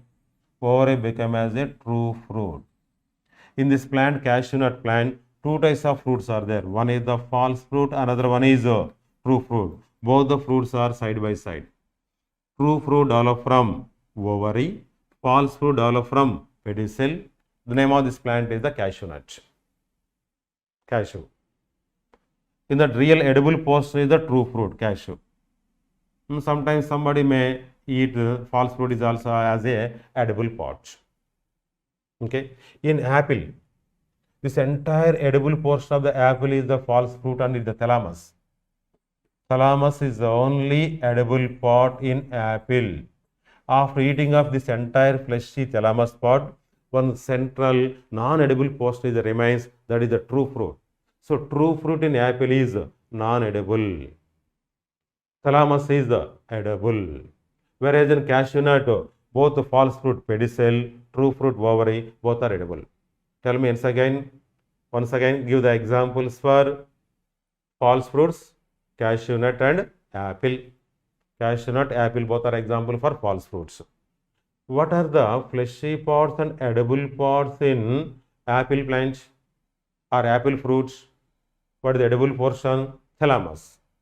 Non-edible portion is the centrally located, non-tastiest hard part is the true fruit, that is non-edible. Whereas in cashew nut, false fruit develop from, one question ready here. In cashew nut, false fruit is developed from pedicel. What are the edible parts in cashew nut? Both true fruit, false fruits. Likewise, one more question frequently asked in previous years, that is what is the edible portion of the apple? Or what is the edible part of the apple? Thalamus. Thalamus involved in formation of false fruit. Centrally located portion of this fruit and seed contained portion is the true fruit. So seeds are present in false fruits or true fruit. In true fruit only seed is present. Strawberry is also another example for false fruit. This red color portion, fleshy portion, edible part is the false fruit developed from thalamus. Centrally hardest part is there, that is the true fruit, but non-edible. Answer for this question, which part of the flower contributes for the formation of false fruits? Name the part of flower involved in false fruit formation. Thalamus and pedicels. Name the plant in which thalamus contributes for false fruit formation. Thalamus, apple and strawberry. Pedicel, cashew nut. True fruit develop from fertilized ovary. Ovules develops into seeds and ovary into fruit. Guess what is it? Mango. In mango, the central portion not visible in this image. Inside of this area, one seed is there. Outermost part or greenish or yellowish thin layer is called epicarp. Middle, the juicy part is mesocarp. Inner hard and stony part is endocarp. These three are the three layers of pericarp. These three are the three layers of pericarp. In the fruits like mango, pericarp differentiable into three layers. Name the such layers. Outermost layer of the pericarp is epicarp, middle layer is mesocarp, innermost layer is endocarp. Now the question is here, what are the edible portions of mango fruit? What is the edible portion of mango? both epicarp and mesocarp. In case of a mango variety rasalu, only mesocarp is edible. Whereas in other kind of varieties, both mesocarp and epicarp are edible. But endocarp is non-edible. By breaking that endocarp, you can observe one seed. So seed located inside of endocarp and the fruit mango. These two layers are fleshy, hence mango is an example for fleshy fruits. What is this? Coconut fruit. This hardest stony area present around the coconut fruit is the endocarp. Endocarp. That white color portion, guess, give the name for this white color portion of the coconut fruit, that is edible portion. Botanical name, or sorry, the technical name of this white color portion. When this is the coconut fruit is the tender, at the center water is there. At the center water. Peripheral area, this white is solid portion is there. The name of that solid part, solid or cellular endosperm. Recently have learned cellular endosperm. Central, so water is remains, that is the nuclear form of endosperm. Nuclear endosperm. I will ask some questions, ready to answer. What is the edible part in mango? Epi and meso. Likewise, what are the edible part in coconut? Only endosperm is the edible part. That endosperm available in two forms. Solid form is the cellular, liquid form of endosperm, that the coconut water is nuclear endosperm. Coconut water is nucleus endosperm. While eating this copra, you should remember that word endosperm. While eating mangoes, you should recollect or remember epicarp and mesocarp portion is edible. Try to answer for these questions. Fertilized ovary is called fertilized ovary fruit. Fourth option. Second question. Parthenocarpic fruit is formed. Parthenocarpic fruit is formed. Okay, good. Answer for next question. Parthenocarpic is formed without fertilization or with fertilization, before fertilization, none of the above. Yes, without fertilization of ovary. Without fertilization. Next question. Example for parthenocarpic fruits. Example for parthenocarpic. Mango or cashew or banana or apple? Tell me. Banana. Seedless fruits. Parthenocarpic. What about apple? Apple and cashew both are example for false fruits. Cashew, apples are false fruits. Banana is parthenocarpic. Why banana is an example for parthenocarpic fruit? If the fruit formation occurs without fertilization. How can you say both cashew and apples are example for false fruits? Here, other floral parts like pedicel and thalamus involved in fruit formation. That's why the fruits in apple and cashew are good example for false fruits. Okay, same question. False fruits are formed from thalamus and pedicel. Name the plant in which thalamus involved in false fruit formation. Apple. False fruit from pedicel is found in formation of false fruit from pedicel. Cashew nuts. Thalamus and pedicel. Now, fertilized ovules or seeds. In each seed, mainly two parts are there. One is the seed coat, another one is an embryo. Earlier you learned one concept. Name the two parts of a fruit. In case of fruit, what are the two constituents of that fruit? Pericarp and seed. Pericarp and seed are the two parts of a fruit. Whereas in seed, name the two important parts. Seed coat and embryo. Tell me once again. Pericarp is the part of fruit or part of seed? Yes, pericarp is the part of fruit, but seed coat or embryo is the part of seed. The embryo is made up of an embryonal axis and either one or two cotyledons. In each seed, especially in the plants like dicots, In the plants like dicots, 2 bits are found in each seed. Mostly these two are similar in size and shape, such are called cotyledons. If the number of cotyledons are 2, such plants are called dicots. Whereas in monocots, only one cotyledon or single cotyledon is there. Tell me once again, how can you differentiate the monocot seeds from the dicot seeds? If the number of cotyledons are 2, dicot. If the number of cotyledons is only 1, monocot. Cotyledon is a part of an embryo. Try to understand the structure of the seed.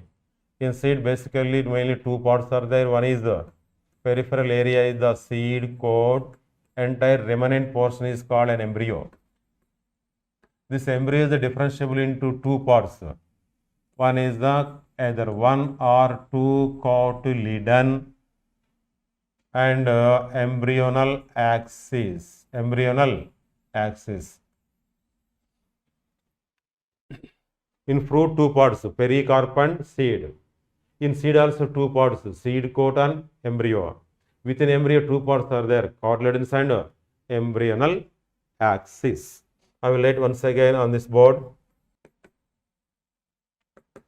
Fruit consisting of 2 parts.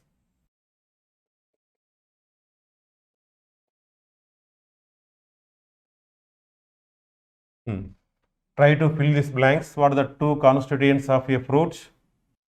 Pericarp and seed.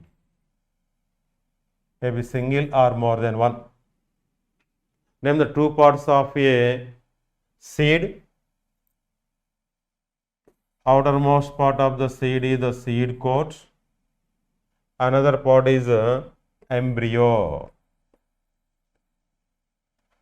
What are the 2 constituents of an embryo?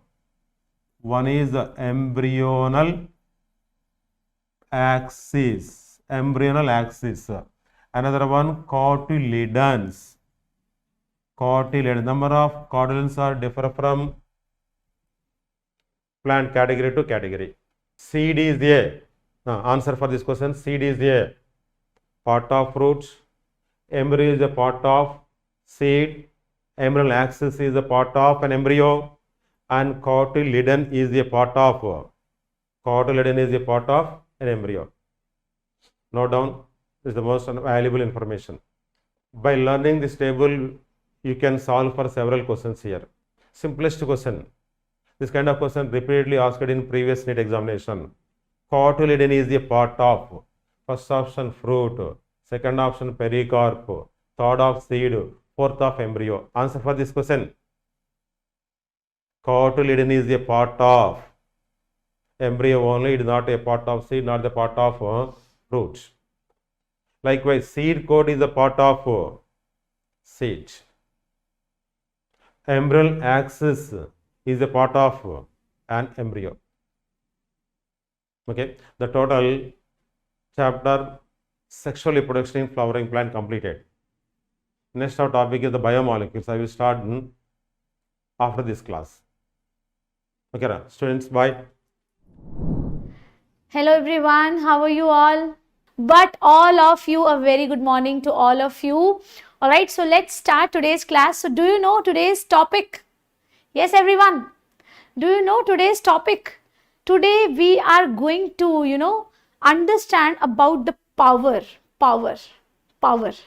Do you know? We have a power, right? We have a great power to fight. I'm not talking about that power with which we are fighting with our friends, with which we are fighting with our, classmates or our siblings, brothers and sisters, right? We should not fight. So we should not fight with anybody, but yes, we should fight with the pathogens. Because pathogens are causing the disease to us, right? Pathogens are causing the disease to us. Yes, everyone. So I will tell you a brief introduction of the health and disease, and then mainly I will talk about the immunity in today's class, right? So let us start. There is a chapter, beta. There is a chapter in the 12th class NCERT. there is a chapter in 12th class NCERT that is human health and disease. Human health and disease. Human health and disease. So you should know about, we should be worried about us. We are humans, right? And we, obviously everybody should be healthy. There are some, there are some factors which are affecting our health, and there are some factors which can maintain our health, right? So we should always take care of our body, of our health. We should always eat healthy. We should always, clean our body, our clothes, everything what we are using. We should be clean. We should be, healthy. We should be hygienic. All these practices are very, very important to maintain our health. So first of all, what is the meaning of health? Health does not mean that simply we say that I don't have any disease, so that means I am healthy. No. Absence of disease, obviously, simply we say absence of disease is healthy. But when you are healthy physically, when you are healthy mentally, and when you are healthy socially, then only we will say that you are healthy. Okay. So health is defined as a state of complete physical, mental and social well-being, beta. Social well-being. Health is a state of complete physical, mental and social well-being. You should be healthy, in all the terms, in all the aspects, physically, mentally, socially. How you behave with others, that is also an aspect of health. All right. Okay. Now coming to the disease. Disease means dis-ease. If you break this word, dis means absence. Ease means, ease means comfort. All right, everyone. So now let's focus. Dis-ease, beta, means discomfort, dis-ease or comfort. When you are not comfortable, when you are feeling something uneasy, when you are feeling uneasiness, discomfort, that means you have some problem in any of the organ. So when one or more organs are not functioning properly, when one or more organs are not functioning properly, that means you are not healthy. That means you have something called disease. All right. And do you know that diseases are caused by which organisms? What is the name of those agents which cause the disease? So beta, disease is caused by disease-causing organisms are known as pathogens. Disease is caused by pathogens. These pathogens can belong to any category. So many categories of pathogens are there, and that is why we have so many categories of diseases, beta. All right, everyone is telling correct. Pathogen. Yes, pathogen. Pathogen means the disease causing organism. Okay, and this pathogen can be a bacteria, it can be a virus, it can be a fungi, beta. It can be a fungi, right? It can be a protozoa, right? It can be a helminth, So we will be studying helminthic diseases, protozoan diseases, fungal diseases, viral diseases, bacterial diseases. All right. We will be studying all these diseases in this chapter. But I am not talking about the diseases. Okay, I am talking about something which is very conceptual and the understanding part of this chapter. The major understanding part of this chapter is beta immunity. Okay, so health you understood, diseases you understood. Now, if we want to fight against these all pathogens, if we want to fight against all these pathogens, we have something called immunity. All right. So now I will be defining immunity. I will be defining you immunity. What is the immunity, beta? Immunity is the power. Immunity is the ability to fight against the disease causing organisms, or you can say that immunity is the ability to fight against pathogens. Okay. So immunity is the ability to fight against disease causing organisms, against disease causing organisms. So yes, everyone, can you tell that this immunity is present in us by birth? Yes or no? Or we acquire it after birth? Everyone, yes, in the chat section. Now you should be active. When I'm asking questions, you should be active. So is it present by birth? Yes, absolutely. Absolutely. It is present by birth. It is present in us by birth. We have this immunity. Why? Because we have a system that is known as immune system. So this immunity is provided by immune system, beta.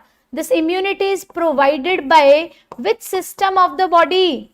Just like we have digestive system, we have respiratory system, we have nervous system, endocrine system, so many systems, circulatory system, excretory system. Just like that, we have immune system. All right.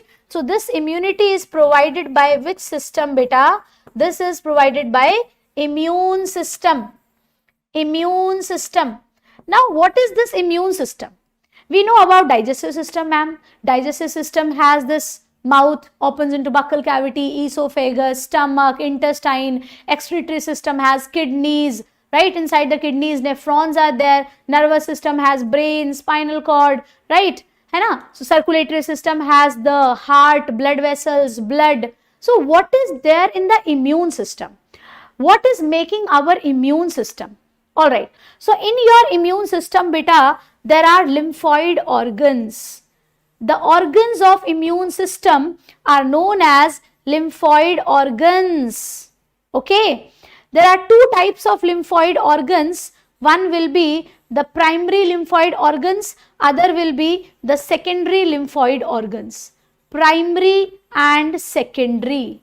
Let me simply tell you, primary lymphoid organs are your bone marrow. You have a bone marrow. In the long bones, mainly you will find the bone marrow, where all the blood cells are getting formed. That bone marrow is the primary lymphoid organ. Okay, and one more lymphoid organ is primary, that is known as beta thymus. Thymus is present near your heart. Thymus is present near your heart. Okay, on the ventral side of the heart, this organ is present, which is also a part of the endocrine system. Thymus is also an endocrine gland. So you know about thymus, you know about bone marrow. These two things are the primary lymphoid organ.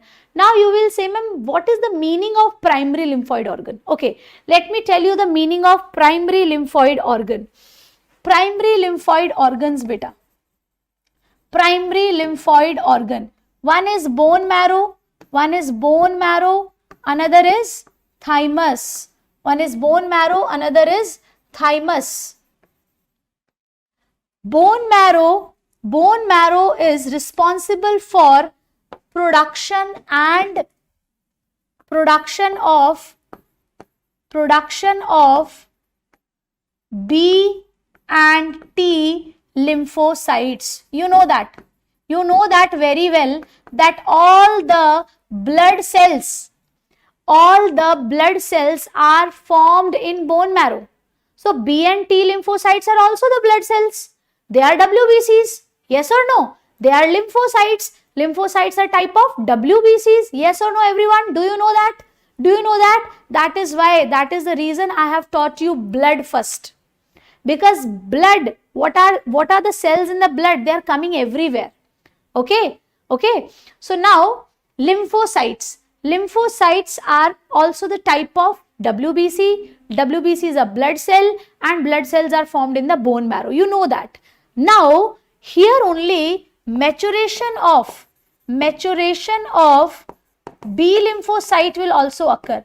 Maturation of B lymphocytes. So, can we say that bone marrow is the site of production of B and T lymphocytes both, and bone marrow is the site of maturation of B lymphocytes, right? Bone marrow is the site of maturation of B lymphocyte. Maturation means what? Maturation means it will become function. It will become functional. It will do some function. When it is immature, it is not doing the function. When it is mature, it is doing the function. Okay, I will tell you what is the function. Now thymus. Thymus is the site of maturation of T lymphocytes, beta. Site of maturation of which lymphocytes? T lymphocytes. So it is based upon the maturation only. When B lymphocyte is matured in bone marrow, that is why it is starting with B. B means it is getting matured in bone marrow. Here T means it is getting matured in thymus. T for thymus, B for bone marrow. B lymphocytes are matured in bone marrow. T lymphocytes are matured in thymus. Have you understood this? Have you understood the function of primary lymphoid organ? Now coming to the secondary lymphoid organ.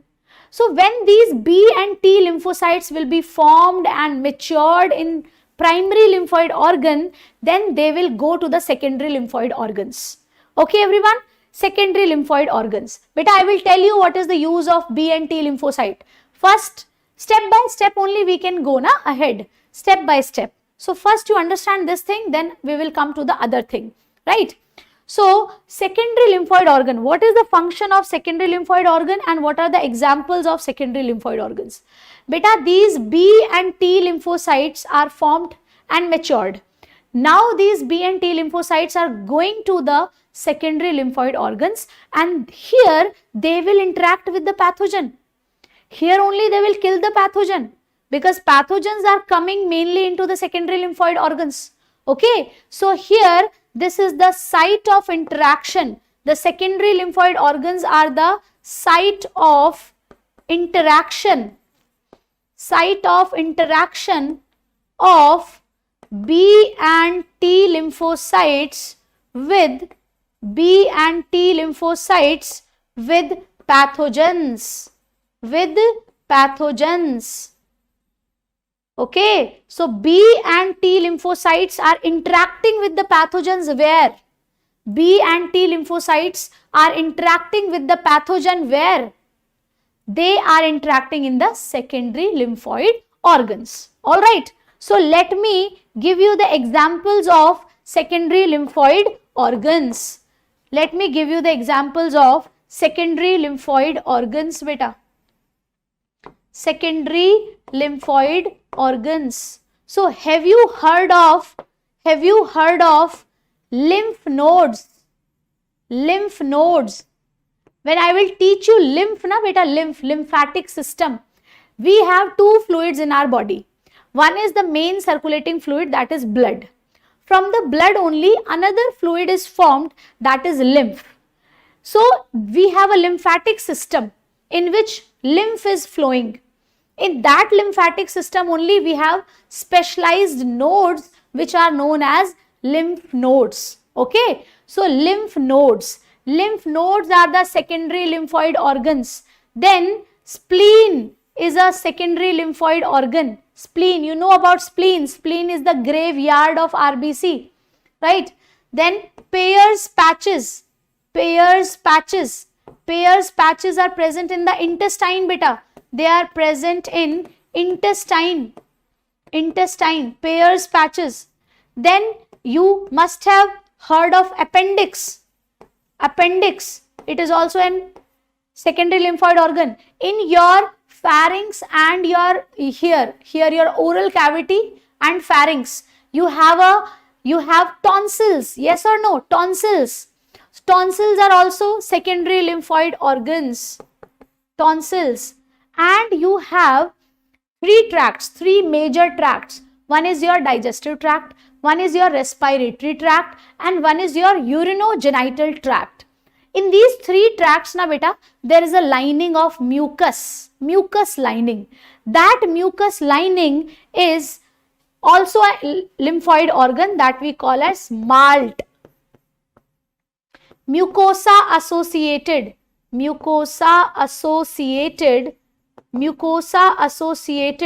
lymphoid tissue. Mucosa associated lymphoid tissue. So what is this mucosa, beta? What is this mucosa? Mucosa is the innermost lining of major tracts. What are these major tracts? One is your gastrointestinal tract, one is your respiratory tract, and another is your urinogenital tract. These are the three tracts of the body. Urinogenital means urinary tract also, reproductive tract also. Okay, urinary tract also and reproductive tract also. So in these major tracts there is mucosa, and this mucosa is having the mucus. That mucus traps the pathogens. Okay, the mucus traps the pathogens, beta. And there only the B lymphocyte, the T lymphocyte, they are going and interacting with the pathogen and killing the pathogen. Okay, and killing the pathogen. So now you understood the examples of primary lymphoid organs and the examples of secondary lymphoid organs, right? Based upon the examples only, they can ask you questions that which of the following is not a primary lymphoid organ, or which of the following is a secondary lymphoid organ or primary lymphoid organ, right? So you should know the examples. Bone marrow, thymus, primary lymphoid organ. Others all are here secondary lymphoid organs, right? And here malt, very important line of NCERT. Very important line of NCERT. Malt is forming the 50% of the total lymphoid tissue. 50% of the total lymphoid tissue is malt. Okay, 50%. Malt is forming 50% of total lymphoid tissue. Total lymphoid tissue, because it is present in all the major tracts, na? All the three major tracts it is present. So now you at least understood about the immune system. Okay, now you at least understood about the immune system. Immune system is providing you the immunity. So you should know that which system is there, what all are the parts of the immune system which are giving you the immunity. Okay, so now I will be talking about the immunity. So now let us start with the immunity which is present by birth. Immunity is of two types, beta. Immunity is of two types. We will classify immunity on various bases. First of all, we are classifying the immunity into two types on the basis of whether it is present by birth or whether it is present after birth. So obviously we have a immunity by birth also, and we develop a immunity after birth also. Okay, so we have two types of immunity. One immunity is the beta innate immunity. Innate immunity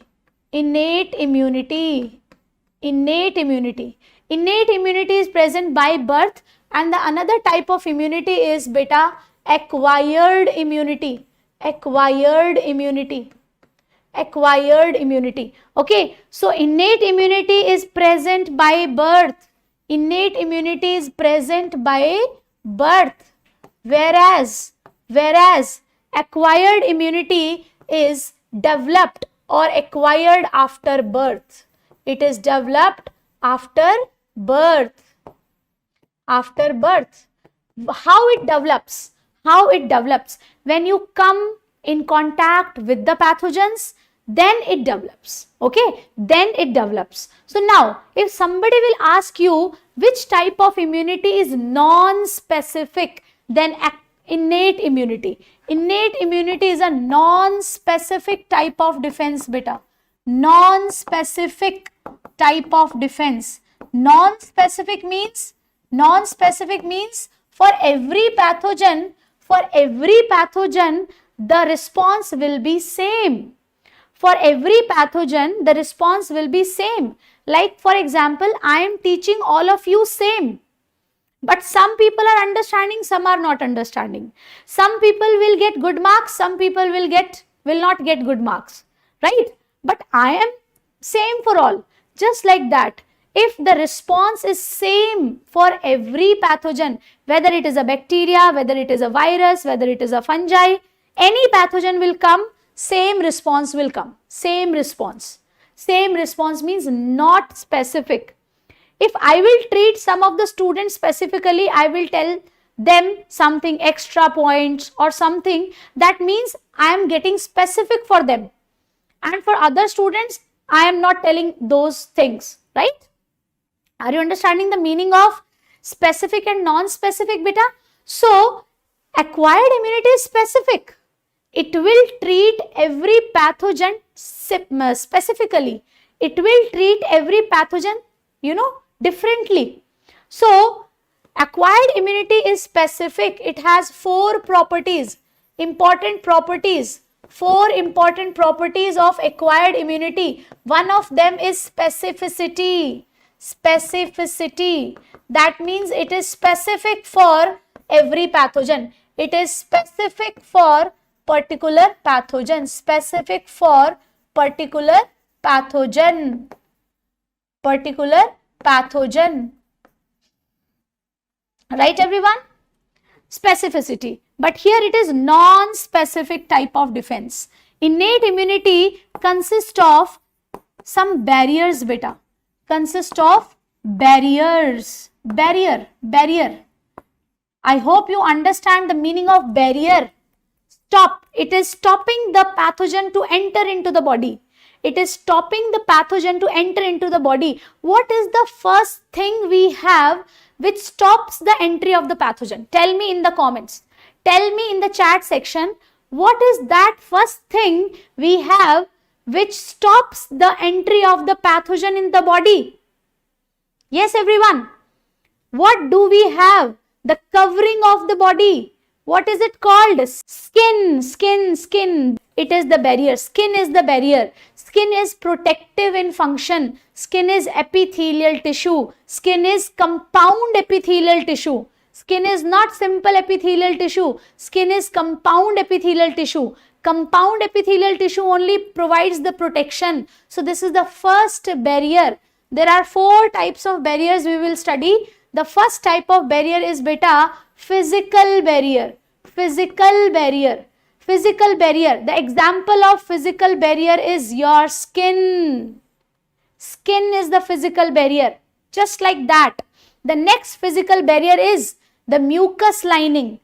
Mucus lining the digestive tract. Mucus lining the respiratory tract. Mucus lining the urinogenital tract. Okay. So, the first barrier, physical barrier is skin, and the another example is mucus lining.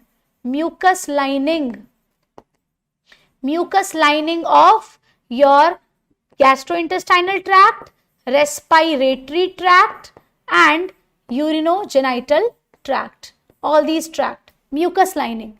So, we have mucus lining in all the major tracts of the body, and we have skin covering our whole body. This is the physical barrier, beta. Okay, this is the physical barrier. Next barrier is physiological barrier. Physiological barrier. Physiological barrier means the secretions. For example, we are eating food. We are having food, and in that food there is pathogen. So that food is going into the buccal cavity, right? Saliva is coming into the buccal cavity. Saliva. In the saliva, lysozyme is there. Do you know lysozyme is antibacterial? Right? Then it is going into your stomach, beta. In the stomach, you have gastric juice, and that gastric juice has HCl, acid. You know acid. Do you know acid, how much dangerous it is? So acid will, acid is also antibacterial. It will kill all the bacteria. So all these secretions, when we cry, tears, then also tears are coming. But when anything goes into the eye, then also tears are coming, na? So that along with the tear, the pathogen, the dust, that also comes out. Our eyes will be cleaned after crying. Don't cry, although don't cry. But yes, the water which is coming from the eyes, it is cleaning the eyes, okay? It is also having the lysozyme, antibacterial enzyme. So all these secretions of the body, they also protect us, and they are forming the physiological barrier. All these things in us, in our body, are present by birth. We all are covered by birth only by the skin. We all have all these secretions. They have started by from the birth, from the time of birth, right? Physiological means you can write here saliva in buccal cavity. You can write HCl in stomach. You can write, tear in eyes, tears, saliva, HCl, tears. Then what else? In your ear also there is a ear wax, sebum. That is also a secretion, right? Sebum, ear wax. So when any pathogen is going into your ear, then also it is trapped by this ear wax or sebum, right? So all these are the physiological barriers. Then coming to the cellular barrier, beta. Cellular barrier. Yes, some cells are there. You know these cells. We have already talked about these cells, beta. Cellular barrier. Whenever any pathogen enters into your body, then it first goes into the blood. Yes or no? Blood is the main fluid, na? In the blood, you have the protective cells, the WBCs. The maximum amount of WBCs are neutrophils. Yes or no? The majority of the WBCs are neutrophils. They will do the phagocytosis. Yes or no? So these are the cellular barrier, beta. Cellular barrier. In your blood they are present. Cellular barrier. So cellular barrier consists of the cells. They can be phagocytic cells. There can be some non-phagocytic cells. I will give you the example of phagocytic cells first. Phagocytic cells are your neutrophils, beta. Neutrophils can do phagocytosis. Then you also have monocytes. When these monocytes goes into the tissue, they become macrophages. In tissues. When you read NCERT, you will come across this. Monocyte is present in the blood. But when this monocyte enters into the tissue, it becomes macrophage. So neutrophil, monocyte, macrophage, they are phagocytosis. They are doing what? Phagocytosis. So they are phagocytic cells. One more cell is written in NCERT, that is natural killer cell. Natural killer cell. It is a killer cell, beta. It will kill the pathogen. It will kill the cell in which pathogen is there. Okay, natural killer cell. It is a non-phagocytic cell. It is a type of lymphocyte. It is also a type of lymphocyte. Very, very important. So these are the cellular barriers. All the cells in the blood, they are the cellular barriers. Now, the next thing is the cytokine barrier. Cytokine. Cyto means cell, kine means it is secreting something. Cytokine barrier. So for cytokine barrier, you should remember one example, that is interferon. Cytokine is secreted by virus infected cells, beta. Virus infected cells. virus infected cells are secreting the cytokine. You know, they are very, very, selfless. They are not selfish. They are not selfish. If let us suppose there is a cell and virus has come and infected that cell, now this cell has to die because virus has infected, but this cell will protect the other cells from the viral infection. How it will protect the other cells from the viral infection? It will secrete some secretion, and that secretion is only called as cytokine. Okay, so there can be so many different types of cytokines. One example is given in NCERT, that is interferon. Interferon. So the example is interferon. You should remember this example, interferon. Example, interferon. Interferons. IFNs. Interferons. So virus infected cells are secreting something that is known as cytokine. Example is interferons. They are secreting interferons, beta, and these interferons are going to the other cells and telling them that, hey, all of you, virus has entered into the body, so you should stay safe. Okay, so it is alerting the other cells, and the other cells, they have their own mechanism so that they will protect themselves from the viral infection. Isn't it interesting? Yes, sacrifice, yes. So, you know, our body is very amazing, and few things in our body are so amazing that they teach us life lessons also. Hai na? So what they are teaching, the virus infected cells, they are teaching us not to be selfish. Okay, they are teaching us that we should be humble, kind to others, we should care for others. All right, we should care for others. All right, now you understood the barriers. So all these barriers are present in our body by birth, and they are forming our immune system. Which immunity they are providing? They are providing innate immunity. If you all have understood, please give a thumbs up. Innate immunity. Have you understood innate immunity? Quickly, I will tell you the acquired immunity. Quickly. Okay. So coming to the acquired immunity, I have told you 4 important properties. First is specificity. Second is diversity. Diversity. Diversity. I will tell you what is the meaning of diversity. Third is discrimination. Discrimination. Discrimination. And the very, very important 4th property is beta property of memory. Memory. Memory. Okay. So, all right, everyone. All right. I'm glad you all have understood. I'm glad. Now, focus on the acquired immunity. Specificity means specific. You understood that. Now, diversity. Diversity means, it can recognize variety of pathogens.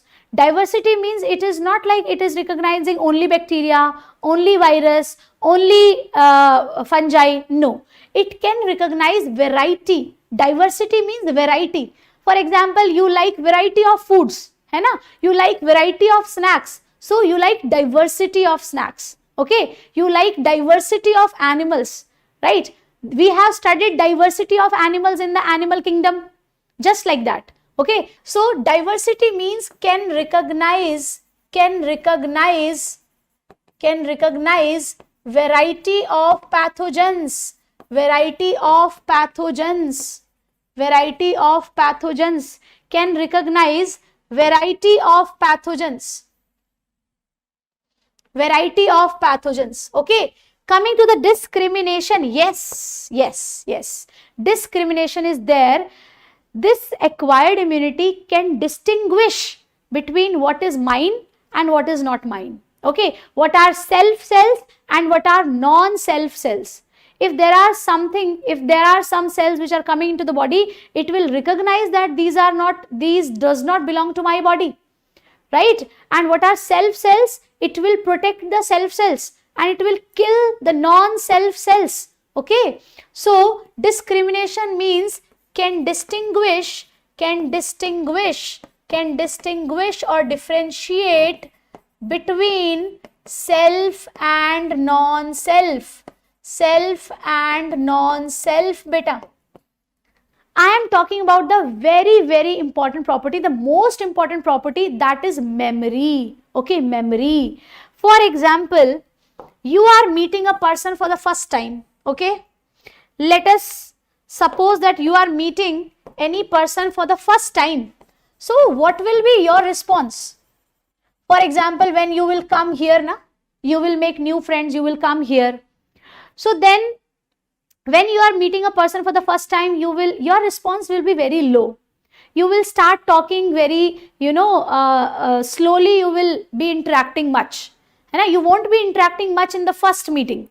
You will be saying, okay, what is your name? How are you? From where you came? Like that. But when you come to know that person and you are meeting that person the second time or third time, you will say, hey, hi, how are you? You will say like that. So that means we are giving two types of response. First response is the primary response. Primary response is a low intensity response. Primary response is the response we are giving when we are meeting anybody for the first time.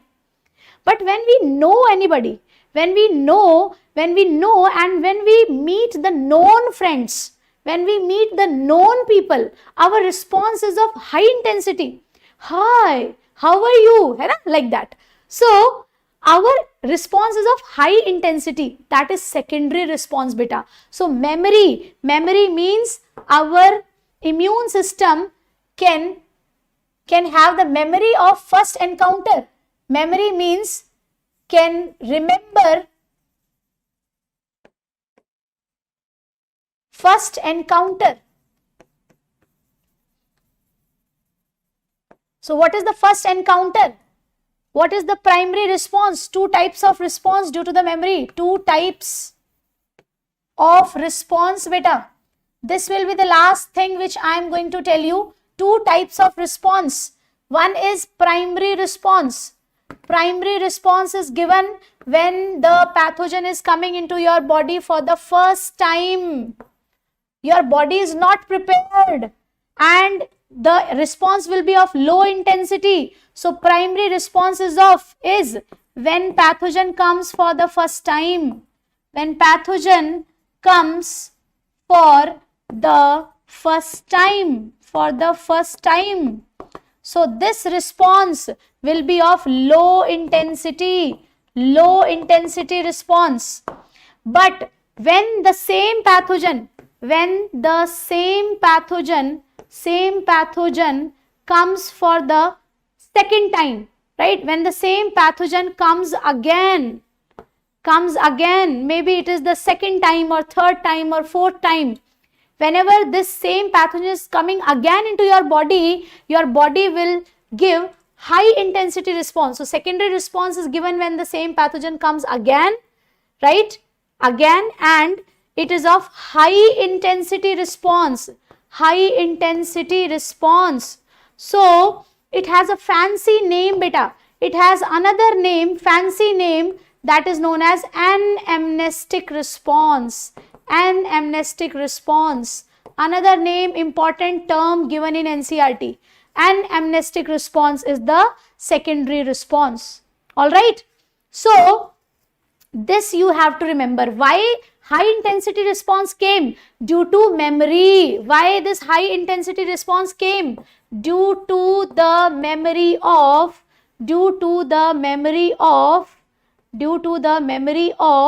first encounter.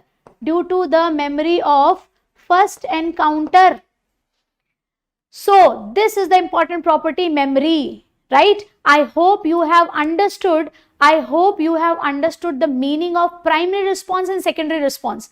This type of response you will not see in innate immunity, you will see in acquired immunity. I hope you have understood the concept of immunity. Further, many types of immunities are there. Once you come here, we will understand about the immunity more. And there is a lot to teach, there is a lot to understand. Okay, so stay tuned. This is the end of today's class, beta. I know that I have taken a little bit more time today, but I know that you will adjust. है ना. So now you enjoy the session is over.